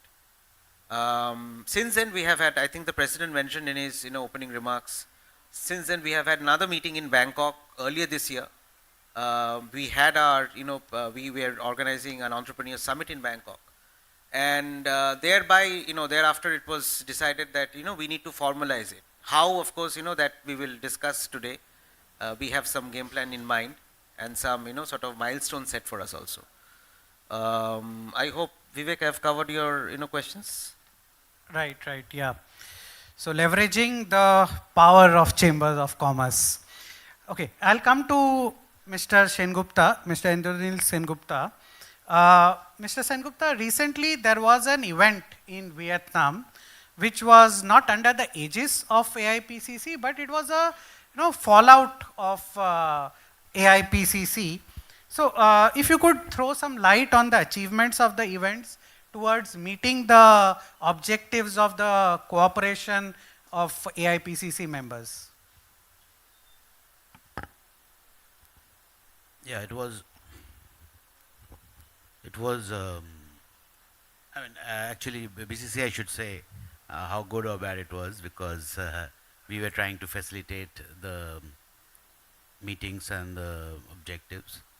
It was about an education delegation, and many meetings, bilateral meetings with the Vietnamese counterpart were organized by INCHAM in Vietnam, and also I think 4 MOUs were signed, four, two in Ho Chi Minh, yeah. So yeah, 6 MOUs were signed, and it was quite a crisp and short visit, but I believe it was quite effective in terms of the participation, the delegates who participated, and we hope to have more visits, bilateral visits like this. Next one we can plan is about the healthcare sector. One of the things which happened as a result of what we started this journey a year back is, these things have started happening. And similarly, the session which we had in Bangkok with support from the Thai Chamber was also quite good on the entrepreneurship thing, which I also had attended. Now, if we see what we have done in last 1 year, I think where we are probably lacking a little bit is formalization of this whole concept, because if it is not very formal, then I think that some of the interested chambers are not yet putting their full weight in. We would like to discuss today how we formalize it, and I know Dato is there. I wish Dato you were here. You look very sleepy, and it's past your dinner time. And Dato has his experience because he is the one who formed this ASEAN India Business Council, where both the ASEAN Secretariat as well as Government of India are the interested parties. So maybe Dato also can throw some light on how do we formalize it quickly. I know we spoke briefly about it last time, but now let's move forward. Yeah, so of course formalization, certainly, that is what we are here for, speaking. We'll come to Dato Ramesh Kodamal. So if you could throw some light, Dato, on the hinds, how do you see AIPCC fitting into this ASEAN framework or ASEAN +6 framework now, especially for Malaysia, and from the Malaysia and India cooperation and Malaysia and other chambers cooperation point of view? Thank you. A very good evening to all my dear friends who are there. You all are still in the evening and we are already passing our dinner time, as Sengupta just said. I hope you all can hear me. Am I all right? Yeah, you can you all hear me? Thank you. First of all, I would like to thank all of you for really taking this initiative to move forward with this Indo-Pacific and conclave. A brilliant idea, and I think you see in today's world, the geopolitical situation, you might try to understand what is happening. Everyone is trying to move forward, to link with someone, to hold hands and move forward. RCEP has been formed, Quads have been formed. There are so many various areas where countries are forming. You have BRICS been formed. So let's ask ourselves why. A common reason is that we need to get together, we need to hold hands, we need to move forward and actually expand our economic relationship with countries in the region. And Indo-Pacific is definitely a very good platform where we can tap on. And it's going to give us an opportunity moving forward on how we can work on this. The important thing is, having spoken of a platform is a good idea. Moving forward on how we get it registered and how we get our counterparts all around Asia Pacific to be linked with us, that is very important. No chamber, no government is coming to support you if you are not a registered organization, if you don't have a mandate. A mandate is very important. We can create platforms, but how much of support we have from our own government. Since you all are in India, the Indian government, your trade ministry must support you all for this platform. Then you can get it registered. Then you can invite 2 members from every Indo-Pacific country to become in the council and start working with them to link with all the chambers in these areas, which is going to benefit the business community. The most affected group in all businesses today are the SMEs. There's no doubt about it. We can speak, we can talk of GLCs, we can talk of PLCs, but GLCs and PLCs already have found their way moving forward. The SMEs are finding their way forward, and all chambers must support this platform because these are the seeds of growth. Without SMEs, you can't have the future growing. To help the future growing, you must support the roots. You must support the seeds. The seeds are actually considered SMEs. And when they grow, they need support. And who supports them? They can't go and knock the door at the government to support them. They need advice. They need mentorship. They need connection. And this is where we come in to set up this platform, to link with countries, to get them moving, and to tell them these are the opportunities available in this region. And having said that, we also can use our power to tell the government that this is what is required in this region and how do we move forward with our connections. This is my advice. I'm very sure we are going to move forward. There's no looking backward. Every step which we take is taking us to further progress. And I wish BCCI every success.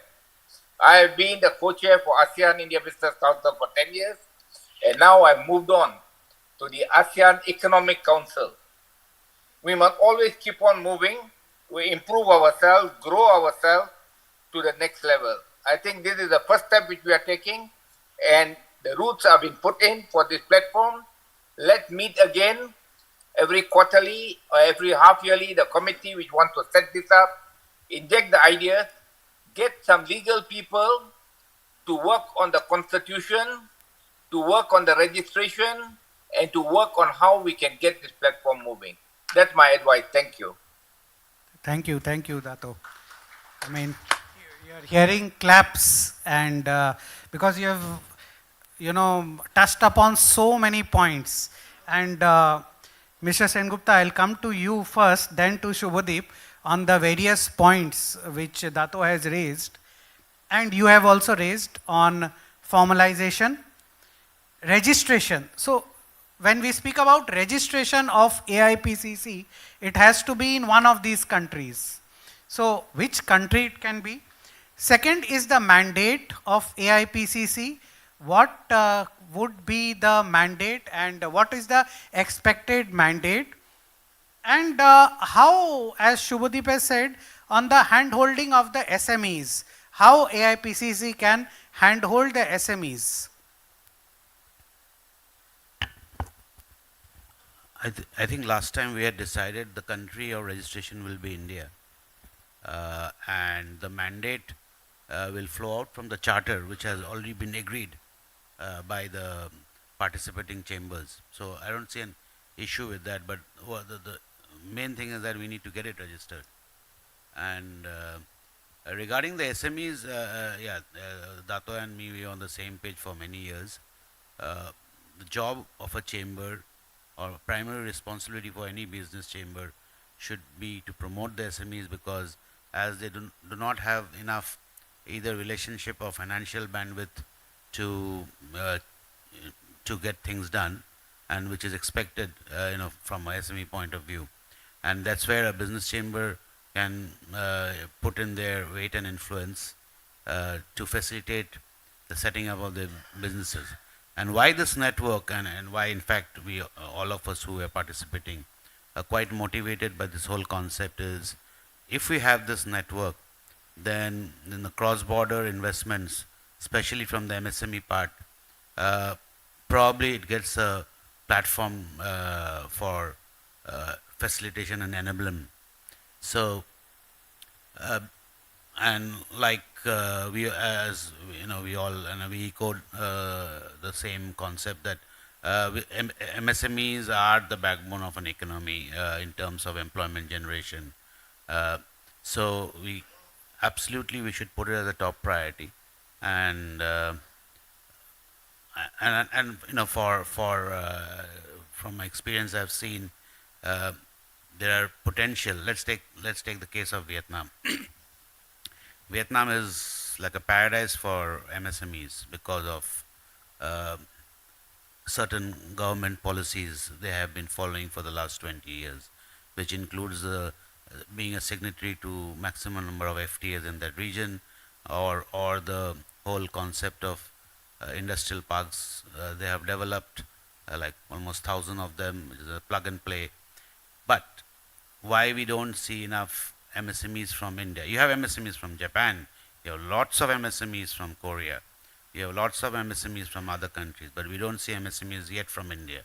It's because they do not know how to charter themselves, in those unknown territories. And I just gave you an example in Vietnam, but this is like, it can be for Malaysia, it can be for Taiwan, it can be for Japan. So that is the handholding an MSME would require to venture out into new geographies. Yeah, and of course the most important thing Dato has said is MSMEs need connection. So when you're going to Vietnam, from India, you need a connection, you need a friend in Vietnam, you need a friend in Malaysia, which maybe AIPCC can, assist in. But Shubhadeep, I'll come to you. As Mr. Sengupta has said, that if registration has to happen, it has to happen in India. And in India, if registration has to happen, there are various, legal entities. One of them is a Section 8 company with non-profit organization. One of them can be a trust, but Section 8 company would be a better way, because that is how any chamber of commerce is there. But along with that, there has to be accounts, there has to be a legal compliance, there has to be board meetings. Before board meeting, there has to be a managing committee of AIPCC.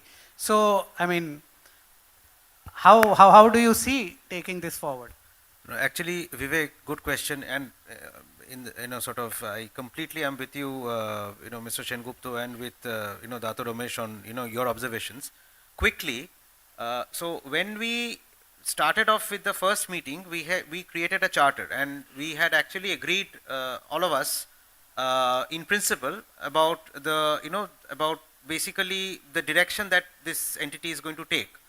And the charter was a very detailed charter, in the sense that it had a mission statement, it had its scope laid out, it had its KPIs and KRAs and even finances. And the whole idea was that to be as democratic as you can be in this kind of a network, And then at the same time, the idea was that it should not be a binding, sort of partnership. It should be non-binding in nature. Then we decided that, see, it will not work, as Zator very correctly said, unless and until it is, formally registered and it is recognized.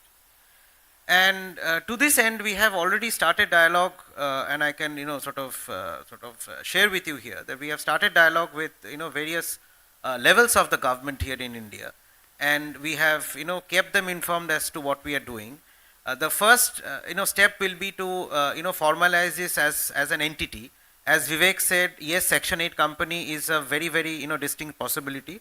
It can also be a society. There are chambers of commerce here in India which are registered as societies. We'll just see, which suits our purpose best. For your information, the Bengal Chamber of Commerce and Industry is a Section 8 company. And in Section 8 companies, you can also have, foreign overseas nationals as directors on board. So we have actually, kind of laid down the steps, Dato, as to what is required, to go through the process, and we will shortly share with you that step which we shall be taking at our end, because we'll be registering the entity in India. And then similarly we'll have to do the same thing for all the participating chambers of commerce. Now what I see is that only once that is done will we have any kind of acknowledgement from the government, because the government acknowledgement will come after the body is a recognized legal entity. So we do have a timeline for that, and hopefully that in the next year's time we should be up and running. But very interesting point for me, and very encouraging point for me also, is that an immediate fallout of whatever we talked about in the last couple of meetings was this Vietnam delegation that we could do. From our end, when we decided that there's a demand from private universities to go to Vietnam for various levels of partnerships and memorandum of agreements, we kind of reached out to Indo-Vietnam INCHAM, and that was basically because of the fact that we had kind of agreed in principle to work together, and that's how it happened. Otherwise, it would have kind of we would have gone round in circles, and we had 20 plus people going from, I think, 7 or 8, very reputed, private universities here. We even had government, universities who were supposed to participate. So this came out within a few months of our last engagement, and I'm very hopeful that this MSME integration into the value chain will also, follow suit. We do have some platforms where we, do the MSME integration from Bengal Chamber of Commerce. Maybe at the next meeting, we can talk about how we can actually share our knowledge of MSMEs working together across borders, and what the models can be of cooperation. We can bring that to the table and share with you, and also talk about the next steps for the registration. Registration should be done. It's just a matter of time. Yeah. Yeah. So yeah. Can I say something here? Yeah, please. Thank you. I think we are moving on the right track. What I would like to suggest to the Bengal Chamber of Commerce is, please write to 10 chambers in the Indo-Pacific region, US, Australia, because you all have got a good standing of your past history as a Chamber of Commerce, telling them that this is what you all are initiating, and this is what the progress is going to be in the future, and this is what you all can see what's happening in the world to link businesses together. We would like to need your support. And definitely these chambers are going to write back to you supporting. Use this support letters. Take it to your ministry and tell them we have got the support from all these chambers. They are requesting us to form this platform and start moving on that level. It becomes more easier that you have got a request from the Indo-Pacific countries requesting you or supporting you to form something. So that makes sense for my way of looking at things. Sure. We'll have to expand the horizons in any case, apart from the 6 who are already with us. Absolutely. Yeah. I may add, while we are in the process of formalizing, it is also necessary that we must hold the interest of the participating chamber. For example, today you see you do not have the original 7. So can we think of starting a newsletter where we share experiences like, even a bilateral delegation visits and all, so which can sort of exhibit some value to the other interested or participating chambers in the interim period before we formalize it. And for formalizing, I think we should have, my own idea is, we should have very definitive timelines and for each step, because otherwise we do not want a situation again next year we are discussing the same. We should take some very concrete step before the end of this year, which should become a irreversible process. I think on that note, you can start using the newsletter of BCCI, 2 pages or 3 pages, or what you are doing here on their letter, newsletter which they have to promote this platform, because they are leading it. That's logical, there's no issue. But you cannot set up your own newsletter before registering it. It won't look good. But on BCCI, we can use it because they are trying to be the founders of it. We support them. Yeah. Yeah, one point which comes out also, of course, the engagement with the ministry and government in India. But one more point over here, and that is the last point which we can take. Thereafter, we can throw the house open for the question and answers. I'm sure audience would have a lot of questions and time is running out. The point here is also engagement with the other governments of the other chambers of commerce, number one. And number two is the directors. As I said, we have to form a managing committee of AIPCC. And directors from other chambers of commerce, they have to be appointed as a director or as a managing committee member. So even keep engaging with your governments and keeping your governments informed. That is actually very necessary. You don't form a management committee, you call it a pro-time committee till you get the proper committee coming in. A pro-time committee with all those members down there. So that's already a committee working towards the registration. Yeah. I mean, even if that committee has to be there, but there have to be members from all the participating chambers of commerce. No, that is very easy. So once you write to all these chambers, and you have to tell them that please nominate your whoever will be there, and it has to be backed up by a board resolution of that particular chamber. It's as simple as that. So absolutely, yeah. Okay, so I think in case any of the panelists has any other point, or we throw the house open to questions and answers. Okay, so we can have some questions in case the audience would like, or we are already at 7 p.m. India time, and no, so I think everybody is waiting for going home or for the dinner. So thank you very much, panelists. Thank you to audience for attending. Thank you, Dato, for attending from Malaysia. Thank you very much. Over to Shombit.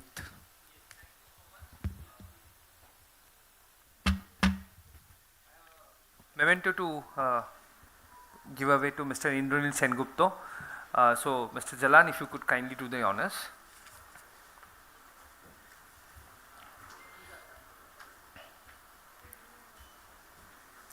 Okay. Thank you.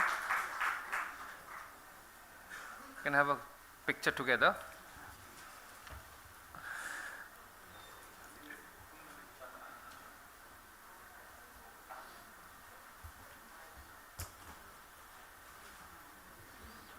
Dato unfortunately misses out.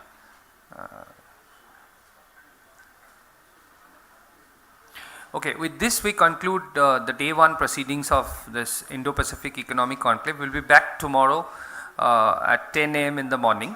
in the same venue. We have a high tea to conclude today's session. High tea is happening upstairs at the Bengal Lounge. So request all of you to kindly join the high tea, and look forward to having you back tomorrow morning at 10 a.m. here. Okay, we have enriching and galaxy of speakers, enriching panel and a galaxy of speakers coming back tomorrow. Few of them are here already, and few of them will be joining tomorrow morning. So look forward to having you back tomorrow. Thank you so much.